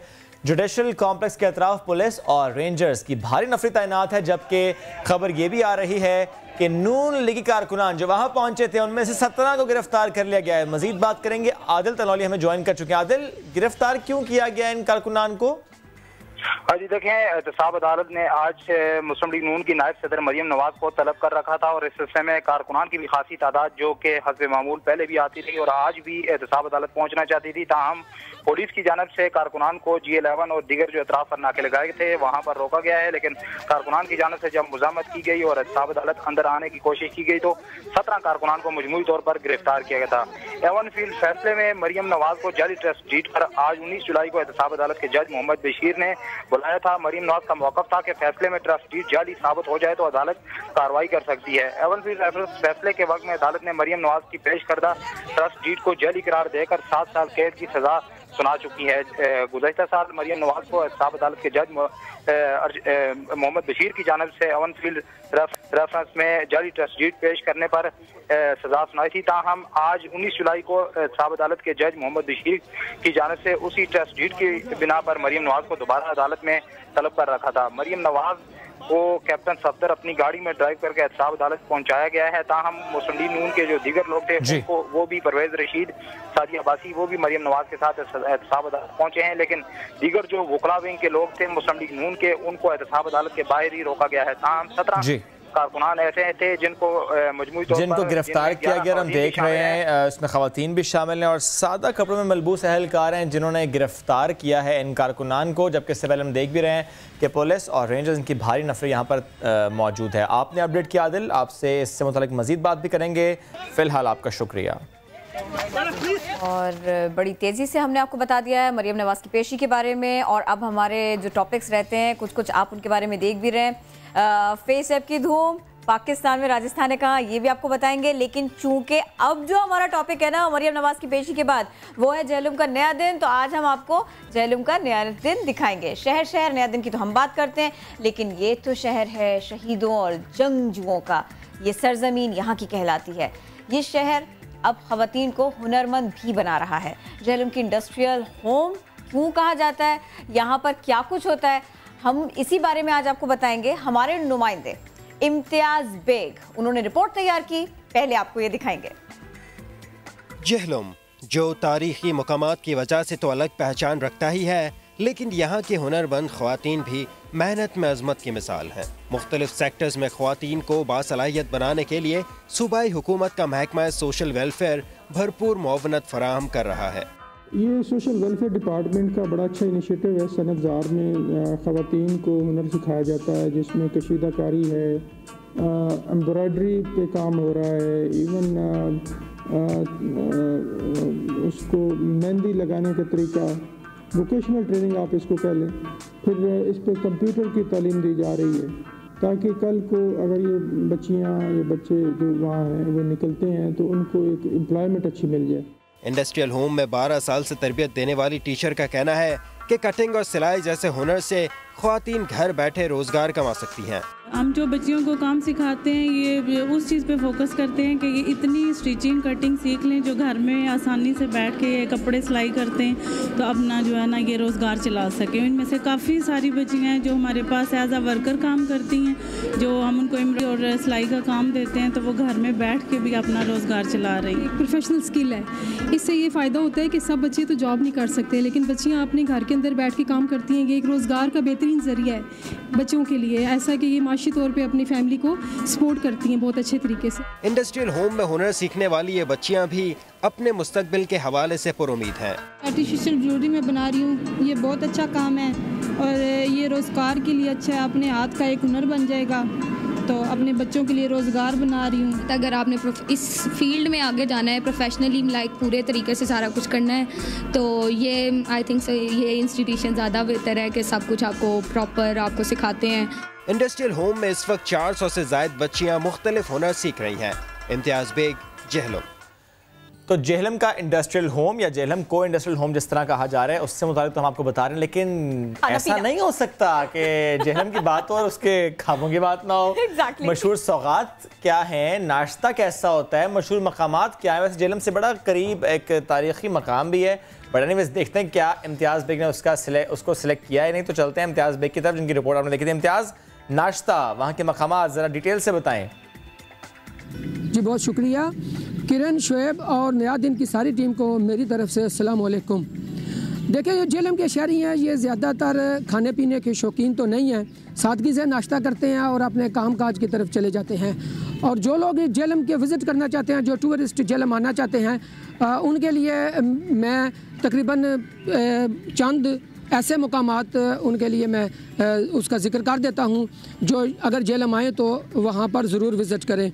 जब आप मोटरवे से नीचे उतरते हैं जेहलम की जानब तो खीवड़ा साल्ट माइन पर चले जाएं। खीवड़ा साल्ट माइन दुनिया की तीसरी और एशिया की सबसे बड़ी साल्ट माइन है, जो ना सिर्फ मुल्की ज़रूरियात पूरी करती है बल्कि बैनुल-अक़वामी तौर पर भी खीवड़ा का नमक जो है वो एक्सपोर्ट किया जाता है। इसके बाद जब आप जेहलम आते हैं तो अकरम शहीद निशान हैदर की यादगार पर तशरीफ़ लाएँ। मैं भी इस वक्त वहीं पर मौजूद हूँ। यहाँ पर यादगार पर फूल चढ़ाएं, फातिहा पढ़ें और साथ ही दरिया जेहलम है, दरिया जेहलम देखें। और दरिया जेहलम के किनारे पर गुरुद्वारा भाई करम सिंह है, जो सिख मज़हब के जो लोग हैं, सिख यात्री हैं, वो न सिर्फ बरसगीर से यहाँ पर आते हैं बल्कि पूरी दुनिया से यहाँ पर आकर अपनी इबादत भी करते हैं और अपनी इबादतगाह को देखकर खुशी का इजहार भी करते हैं। इसी तरह जब आप इस्लामाबाद की तरफ जाते हैं तो दीना से तकरीबन 8 किलोमीटर दूर मगरब की जानब किला रोहतास है, जो शेर शाह सूरी ने 500 साल कबल यहाँ पर तामीर कराया था और वो भी देखने के काबिल है। बड़ी खूबसूरत जगह है, नहायत ही आला शाहकार है, उसे भी ज़रूर विज़िट करें। और बिल्कुल उसके सामने मशरक़ की जानब मंगला डैम है, मंगला का किला है, मंगला व्यू रिज़ॉर्ट है, वहाँ पर तशरीफ़ ले जाएं, वहाँ पर जाकर पिकनिक मनाएं और मंगला डैम का विज़िट करें। आजकल मंगला डैम जो है वो पानी से भरा हुआ है, बड़ी खूबसूरत जगह है सैर व तफरी के लिए। उसके बाद जब आप इस्लामाबाद की जानब जाते हैं तो सुहावा जीटी रोड पर तकरीबन 15 किलोमीटर मशरक़ की जानब आपको एक ऐसे मुजाहिद का मकबरा मिलेगा जिसके नाम पर पाकिस्तान में मिज़ाइल है। जी हाँ, गौरी मिज़ाइल वो सुल्तान शहाबुद्दीन गौरी के नाम पर रखा गया है। उनकी जुर्रतमंदाना फतूहात को तस्लीम करते हुए पाकिस्तान की हुकूमत ने उनके नाम पर मिज़ाइल का नाम रखा हुआ है। इसी तरह अगर हम बात करें जेहलम में सरकारी महकमों की तो इस वक्त मैं समझता हूँ कि सोशल वेलफेयर का ऐसा एक शोबा है पंजाब हुकूमत का जिसमें बहुत अच्छा काम हो रहा है। सोशल वेलफेयर का एक डिपार्टमेंट है डिस्ट्रिक्ट इंडस्ट्रियल होम, जहाँ पर इस वक्त तकरीबन 400 के करीब ख़वातीन वो मुख्तलिफ़ किस्म के हुनर सीख रही हैं। अब पंजाब हुकूमत से ये गुजारिश है कि इस शोबा को प्रमोट करें, इस शोबा की ज़्यादा से ज़्यादा तशहीर करें, क्योंकि ख़वातीन में इस इंडस्ट्रियल होम की इतनी अवेयरनेस नहीं है ताकि ख़वातीन ज़्यादा से ज़्यादा यहाँ पर आकर एडमिशन लें और काफ़ी और ज़्यादा से ज़्यादा हुनर सीख सकें ताकि वो बाइज़्ज़त तरीके से अपना रोज़गार भी कमा सकें। बहुत शुक्रिया इम्तियाज़, आप हमें अपडेट कर दे। आपने बड़ी खूबसूरती से हमें सैर भी कराई, लेकिन मुझे याद आ गया जब हम विजिट करते थे जेहलम के आसपास जब ट्रैवल करें तो मियाँ जी की दाल, आपको जाना चाहिए वैसे किरण, वो मियाँ जी की दाल, वहाँ का पराठा, इट्स यमी। अच्छा, ये ना मुझे बता रहे हैं ना, तो ये बेसिकली मेरा दिल भी ललचा रहे हैं। तो ये ऐसी जगहों के बारे में बताते हैं जहाँ ये कहते हैं कि हाँ हाँ हाँ ठीक है, वहाँ का प्लान करते हैं, वहाँ हम जा सकते हैं। अरे मैं आपको बताता हूँ, लेकिन कल मैंने क्या किया कल मैंने इनको एक जगह के बारे में बताया, कल मैं इनको वहां लेकर गई और मैंने इनको बताया कि भाई राजस्थान का खाना होता क्या है, यहाँ की थाली होती कैसी है। तो हम गए थे कहाँ और हमने वहाँ देखा क्या, हमने वहाँ खाया क्या। आज मैं आपको ज़रा दिखा देती हूँ कराची की शान बढ़ाई राजस्थान के खाने ने कैसे, और फिर उसके बाद में हमको वहाँ वेलकम कैसे किया गया। मैं और शुएब गए, हमने वहाँ पर क्या क्या कितना मज़ा हम लोगों ने वहाँ जाके किया ना, आपको दिखा देते हैं। जनाब आप भी सोच रहे होंगे ये कहाँ आ गए हम यूं ही साथ खाते खाते। हमने ये सुना था कि पाकिस्तान में बसता है राजस्थान, तो हमने सोचा क्यों ना आपको बता दें इस बारे में कुछ। और राजस्थान के हवाले से हम बात करेंगे तो एक ऐसी जगह पे हम पहुंच चुके हैं जहां पर आपको बुफे के लिए भी खुद उठकर जाना नहीं पड़ता। बुफे खुद आपकी टेबल पर आता है, variety of dishes, delicious dishes comes to your table. और आप वैरायटी ऑफ डिशेस की बात कर रहे हैं, अरे भाई राजस्थान में के कल्चर में जो वैरायटी है ना उसकी कुछ झलक आपको यहाँ से अंदर तक दिखाई देगी। जैसे कि बैठक, बातचीत का माहौल, अच्छे से प्यारे से कलर्स और उसके साथ साथ खमागनी, लेकिन वेलकम करने का अंदाज। जल्दी से चलते हैं अंदर, अब और इंतजार हो नहीं रहा, तो लेट्स गो इनसाइड।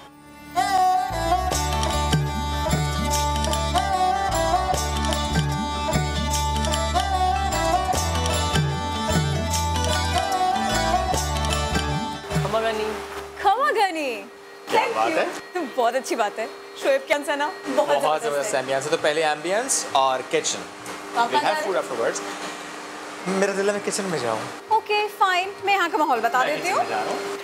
तो शोएब तो गए किचन देखने के लिए, मैं आपको बताती हूँ कि मैं यहाँ क्या देख रही हूँ। बहुत आपने इनके कपड़े तो देख ही लिए, बिल्कुल वही स्टाइल है, वैसी ही पगड़ी भी है, पोशाक भी वैसे ही पहनी है राजस्थान वाली। और साथ के साथ हम ये भी देख रहे हैं यहाँ पर जो थाली है ना फिलहाल खाली है, लेकिन कोई बात नहीं, खाना आता ही होगा। अभी बैठेंगे और बताएंगे इस बारे में भी, मेन्यू क्या है ये भी आपको बताएंगे। यहाँ पर जिन्होंने पोर्ट्रेट्स लगाई हुई है वो भी राजस्थान के कल्चर ही के ऊपर है, वैसे ही है।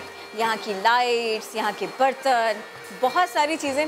इनफैक्ट जो टिश्यू बॉक्स है ना वो भी कुछ ऐसा ही है, उसका रंग भी कुछ ऐसा ही है जैसे इन बर्तनों का सा। बहुत अच्छा, बहुत सूदिंग, बड़ा मुख्तलिफ सा माहौल है यहाँ पर। और इसके अलावा ये कि यहाँ हमें कुछ नई चीज़ें भी पता चली। जब हम यहाँ आ रहे थे तो हमें ये मालूम हुआ कि जब हम आएंगे तो खमागनी कह के हमारा इस्तकबाल किया जाएगा, और जब हम टेबल पर बैठेंगे तो हमारे हाथ धुलाए जाएंगे। ये सब कुछ सबसे पहले होगा। तो अब क्या क्या कुछ है मैं यहाँ बैठकर इंतज़ार करती हूँ, ज़रा शुएब आ तो जाएँ किचन से।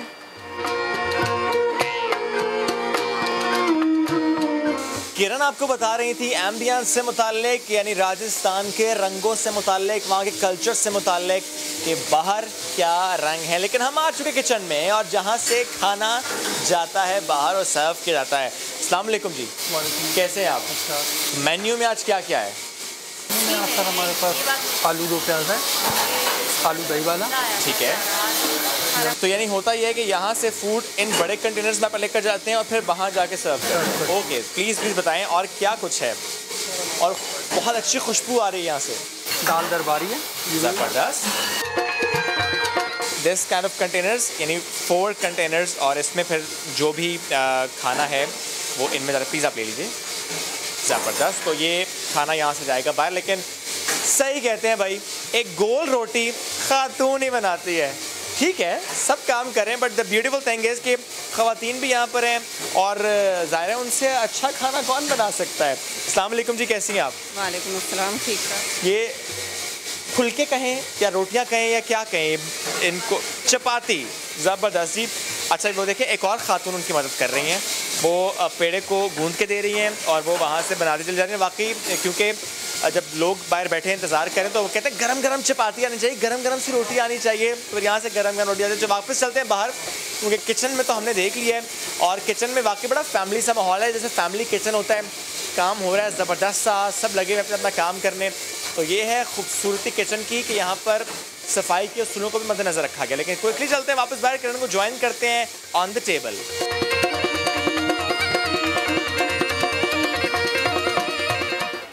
और अब जबकि हमने आपको बता दिया कि यहाँ का माहौल कैसा है और किचन कैसा था, तो अब वक्त आ गया है, बारी आ गई है खाना खाने की। उससे पहले हाथ धुलवाए हैं उन्होंने हमारे, रोज़ वाटर से हाथ धुलवाए हैं। तो अब ज़रा बात करते हैं। इस टेबल पे हमें ज्वाइन भी कर चुके हैं यहाँ के मैनेजर हैं Jerome. Thank you so very much, it's beautiful. यहाँ आके ना बड़ा सूदिंग सा मैं कहूँगा कि एहसास होता है, भूख बढ़ जाती है और किचन के विजिट के बाद तो ज़्यादा बढ़ जाती है। देखिए हम लोग के पास जो है ये पूरा सेट मेन्यू होता है, हम लोग डेली चेंज करते हैं मेन्यू। ओके, आप लोग का अगर फर्स्ट विजिट है तो इंशाल्लाह नेक्स्ट टाइम जब आप आएंगे तो सारी चीज़ आपको डिफरेंट मिलेगी। यानी 7 डेज़ का डिफरेंट मिलेगा और लंच का डिफरेंट और डिनर का डिफरेंट है? एक दिन का सेट, एक दिन का सेम मेन्यू होता है। ओके, ज़बरदस्त। थोड़ा सा बताएंगे मेन्यू? ये इतनी सारी थाली के अंदर जो है ना, ये सारे के सारे बोल रहे हैं सब के सब फिल होंगे। कितने सालन है टोटल? इसमें कितनी 7 भाजी, कितनी सब्जी इसमें? 7 वेजिटेबल्स एंड करी हैं। इसमें एक चिकन आइटम होता है, बाकी पूरा वेजिटेबल है। लाइक दाल है, गुजराती कड़ी है, ओके, आज आलू 2 प्याज़ा है, पनीर भुर्जी है, मारवाड़ी भुना मुर्ग है। उसके साथ आपके पास पहले चटनी आएंगी, छाछ आएगी, नमकीन लस्सी और सैलड्स आएंगे, ढोकला जो टिपिकल गुजराती। और उसके बाद ये लगता है ना कि ये खाने का नाम है कि मिसाइल का नाम है। आप मिसाइल समझ के खाएं। ओके, ये गुजरातियों के लिए मिसाइल है। अच्छा, इस बात सॉरी कट रही है आपकी, इस खाने की इस ये जो सारे का सारा आपका मेन्यू है, हमने ये सुना है कि इसकी एक खुसूसियत ये भी है कि आप ना थोड़ी सी देर में रियलाइज़ कर पाते हैं कि अच्छा ये मीठा नहीं था या इसमें तीखा कम है। थोड़ा सरप्राइजेस वाला खाना होता है ये। मैं आपको बताऊं कि हम लोग के पास एक आता है शाकाहारी दम कीमा। अब कीमा भी और शाकाहारी भी। ओके। अब उसको जो है बहुत कम लोग हैं जो उसको पहचान लेते हैं कि वेजिटेबल का कीमा है। हम लोग लहसुन की खीर भी बनाते हैं। लहसुन की खीर? और ये किस दिन होती है? Monday to Sunday? जी आप मेन्यू देख सकते हैं। ओके। अच्छा, अब वो सरप्राइजेस का सिलसिला कब शुरू होगा?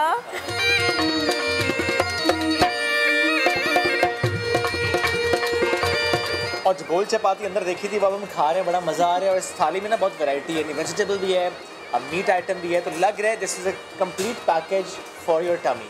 और अच्छी बात यह है कि इसमें ये भी है पानी पूरी, गोलगप्पा, जो भी आप कहें। तो मज़ीद इंतज़ार मैं नहीं कर सकती, आई एम सो सॉरी। हम ये सब खा रहे हैं, इसको एंजॉय भी कर रहे हैं। Thank you so very much, आप हमारे साथ थे और हमको अपनी इतना अच्छा मौका दिया। मज़ीद मौका मैं किसी और को नहीं दे सकती। सिया, हाँ, बाय बाय बाय। और निकलते हुए लिखा हुआ था अफजो। दोबारा आइए। अरे खमा गनी, दोबारा आइए और ये वाले पानी पूरी खाइए। हाँ, यहाँ पे आइए, दोबारा यहाँ की झलक देखिए। बुढ़ापे में भी यहाँ पर आइए, आते चले जाइए। वैसे बुढ़ापे की झलक याद तो होगा आपको, बड़ा इस पर चर्चा हो रहा है आजकल। Social media application face app, और यहाँ पे हम देखें दुनिया भर में इसकी धूम है। और चंद दिनों के दौरान 150 मिलियन से ज़ायद अफराद फेस ऐप के जरिए बुढ़ापे की झलक देख चुके हैं। लेकिन ये social media app mobile phone सारिफिन के लिए इंतहाई ख़तरनाक है। मेरे लिए बिल्कुल ख़तरनाक नहीं है, मैं यूज़ नहीं कर रहा इसलिए। एनीवेज ये कोई बात नहीं, मैं बता देती हूँ आगे की बात, ये क्यों खतरनाक है। अब तक ऐप सारिफिन के नाम और डेटा तक रसाई हासिल की और करो, यूज़ करो, उन्हें पता लग गया। अब क्या क्या पता लगना बाकी है, मुझे तो बिल्कुल कुछ समझ नहीं। लेकिन मैं किरण इस पर समझना चाहूँगा। इस पर हमें ज्वाइन किया है निगत दाद साहब। निगत, मैं आपसे जानना चाह रहा हूँ ये फेस ऐप से मुताल्लिक ये जो हम देख का कि डाटा कॉम्प्रोमाइज़ हो जाता है और हम एक्सेस दे देते हैं माइक्रोफोन का, अपने गैलरी का, अपने डाटा का। लेकिन मुझे ये बताएं, ये वाकई क्या डाटा कॉम्प्रोमाइज़ हो रहा है? क्योंकि ये तो हर एप्लीकेशन में ऐसे ही होता है, हम एक्सेस देते हैं। जी बिल्कुल।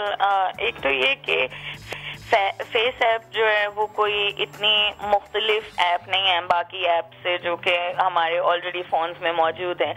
आई थिंक फेस ऐप की जो एक मुनफरिद फीचर है वो इसकी फेशियल रिकग्निशन है। और चूंकि अब फेशियल रिकग्निशन जो है वो पूरी दुनिया में बड़ी बड़ी कंपनीज और हुकूमतें और जो इदारे हैं वो इसको इस्तेमाल करते हैं मुख्तलिफ मकासद के लिए। तो ये एक बहुत परेशानी की बात है कि इतना ज्यादा डेटा एक ऐप के पास जो है वो इकट्ठा हो गया। निगत लेकिन मुझे ये बताएं, फॉर एग्जांपल अगर मैं फेस ऐप यूज़ कर रहा हूँ और मैंने वहाँ पर अपनी तस्वीर या किसी और की तस्वीर, इसको मैंने फेस ऐप के ज़रिए इसका बुढ़ापा देखा है, तो उसमें नाम और डिटेल्स वो तो अटैच नहीं होती, वो डाटा कैसे इसके साथ क्वाइन हो जाता है फिर? जी देखिए, डिटेल्स तो अटैच नहीं होती हैं, लेकिन अभी अगर आप देखें तो बायोमेट्रिक्स की हम लोग बात करते हैं, तो आपका जो मेटा डेटा होता है या आपकी जो फिंगरप्रिंट्स होते हैं या आपकी इमेज का जो डीएनए होता है, सॉरी थोड़ी टेक्निकल टर्म्स हैं, लेकिन चूंकि ये एप्स इसी तरीके से डेटा कलेक्ट करती हैं, तो जरूरी नहीं है कि आपका नाम, आपकी लोकेशन और वो सारा कुछ जाना चाहिए। बट बाय द वे, जब आप ये ऐप इस्तेमाल करते हैं और बहुत सी ऐसी ऐप इस्तेमाल करते हैं, तो आपकी लोकेशन भी ट्रैक हो रही होती है। तो ये इस तरह का जो सारा डेटा है वो इनके पास कलेक्ट हो जाता है। सबसे जो मुझे खतरनाक बात लगती है इस ऐप के हवाले से वो ये है कि ठीक है, बहुत सी जो प्रीवियसली ब्रीचेस हैं या वायलेशन जो है वो बहुत सी एप्स में एक जैसी होती हैं, वो कहते हैं हम ये चीजें एक्सेस करेंगे, लेकिन इस ऐप का जो फेशियल रिकॉग्निशन वाला जो पार्ट है जिसमें आप अपनी पिक्चर अपलोड करते हैं, वो सिर्फ आपके मोबाइल पे वो चेंज नहीं हो रहा होता, आपकी पिक्चर इनके सर्वर्स पे अपलोड हो रही है। दूसरी बात ये कि चूंकि ये रशियन बेस्ड ऐप है और वहाँ पे उनके जो जितने भी इदारे हैं वहाँ की कंपनीज को मैंडेटरी डेटा शेयर करना पड़ता है, तो ये भी एक परेशानी की बात है कि जहाँ पे कोई प्रीवियसी प्रोटेक्शन ना हो, डेटा प्रोटेक्शन ना हो, वहाँ पे ये तमाम इंफॉर्मेशन जो है वो स्टोर हो रही है। अच्छा निगत, मुझे ये बताएं, फॉर एग्जांपल मेरी पिक्चर्स जो कि इंस्टाग्राम पे भी होंगी, फेसबुक पर भी होंगी, वहां से कोई ये पिक्चर उठाए और इस फेस ऐप के जरिए बुढ़ापा देखे, अब वो पिक्चर जिस तरह आपने कहा वहां के सर्वर पर अपलोड होगी, मैंने नहीं की, किसी और ने की, तब भी मुझे उतना ही खतरा है? जी बिल्कुल, क्योंकि आपने तो अपनी कंसेंट से नहीं की है लेकिन किसी और ने कर दी है, तो ऑफ कोर्स वो खतरा तो है, क्योंकि आपके अपनी जो डीएनए है आपकी पिक्चर का वो कहीं पे जाके स्टोर हो जाता है, तो वो जो एक यूनिक जो आइडेंटिटी है आपकी पिक्चर की वो किसी और के तो पास निगत, इसका तो मतलब सीधा सा ये, अगर कोई पब्लिक फिगर है या किसी की पिक्चर्स पब्लिक हैं या किसी के पास भी अवेलेबल हैं, वो तो कोई भी यूज कर सकता है, फेस ऐप खुद भी यूज कर सकता है। नहीं, फेस ऐप जो है वो उनकी प्रीवियसी पॉलिसी में ये तो है कि जो पिक्चर आप सिर्फ उसको प्रोसेस करेंगे, सिर्फ वही पिक्चर हम इस्तेमाल करते हैं, लेकिन बहुत से हिडन फीचर्स इन एप्स के होते हैं। जब ये कहते हैं कि हम आपके मोबाइल फोन पे जब हम किसी साइन अप करते हैं किसी ऐप को, तो उनकी प्रीवियसी पॉलिसी होती है और हम उस पर एग्री करते चले जाते हैं, तो निगत बच सकते हैं कि यूज भी करनी है ऐप लेकिन बचना भी है, ऐसा पॉसिबल है या नहीं? मैं तमाम यूजर्स को ये एडवाइस जरूर करूंगी कि प्लीज इस दौर में जहाँ पे इतनी एप्स मौजूद हैं, हमें बहुत सा आर्ग्यूमेंट ये भी सुनने को मिलता है कि फेसबुक के दौर में और बाकी स्नैपचैट और इस दौर में आप किस प्रीवियसी की बात कर रहे हैं, लेकिन जितनी प्रीवियसी हम अपनी जो है वो खत्म करते चले जाएंगे तो वो बिल्कुल कहीं पे भी कुछ नहीं रहेगा। हम क्यों ये चाहते हैं कि हम बाकी दुनिया के जो दूसरे ममालिक है जहाँ पे कोई और सर्वर्स हैं वहाँ पे क्यों हमारा डेटा जाए, और वाकई अपनी प्राइवेसी का हमने खुद ख्याल रखना है। जो भी एप्लीकेशन हम डाउनलोड करें, इस्तेमाल करें, कोशिश करें कि प्राइवेसी का उसमें एलिमेंट हो। थैंक यू सो मच निगत, आप थे और इस अहम मामले पर बात करी थी। आगे बढ़ते हैं। अक़वाम मुत्तहिदा के मातहत इदारों ने खबरदार किया है कि दुनिया के कुछ ममालिक, और उसमें कहा यह जा रहा है गरीब तरीन ममालिक हैं, जंग ज़दा ममालिक हैं, और यहाँ पर जो बच्चों की बड़ी तादाद है ये वैक्सीन से महरूम, यानी जो बच्चे की पैदाइश के फ़ौरन बाद वैक्सीन लगती है उससे वो बच्चे महरूम हैं। तो उन ख़तरनाक बीमारियों में बच्चे मुब्तला हो सकते हैं जिनके बचाव के लिए वैक्सीन लगती है। ऐसे खदशात हैं। अक़वाम मुत्तहिदा की ज़ैली तंजीमों ने तशवीश जाहिर की इसी सिलसिले में कि बच्चों को सबसे आम बीमारियों से बचाने वाली जो वैक्सीन हैं इसकी शरह में कमी आई है और 95% बच्चों को वैक्सीन देने का हदफ अब पूरा होना मुमकिन दिखाई नहीं दे रहा। 2010 के बाद जो मुख्तलिफ बीमारियाँ हैं, खन्नाक है और तशन्नुज है और इस किस्म की जो काली खांसी और खसरा, इसकी जो वैक्सीन है ना, इसकी शरह 95% के बजाय 85% के लगभग है।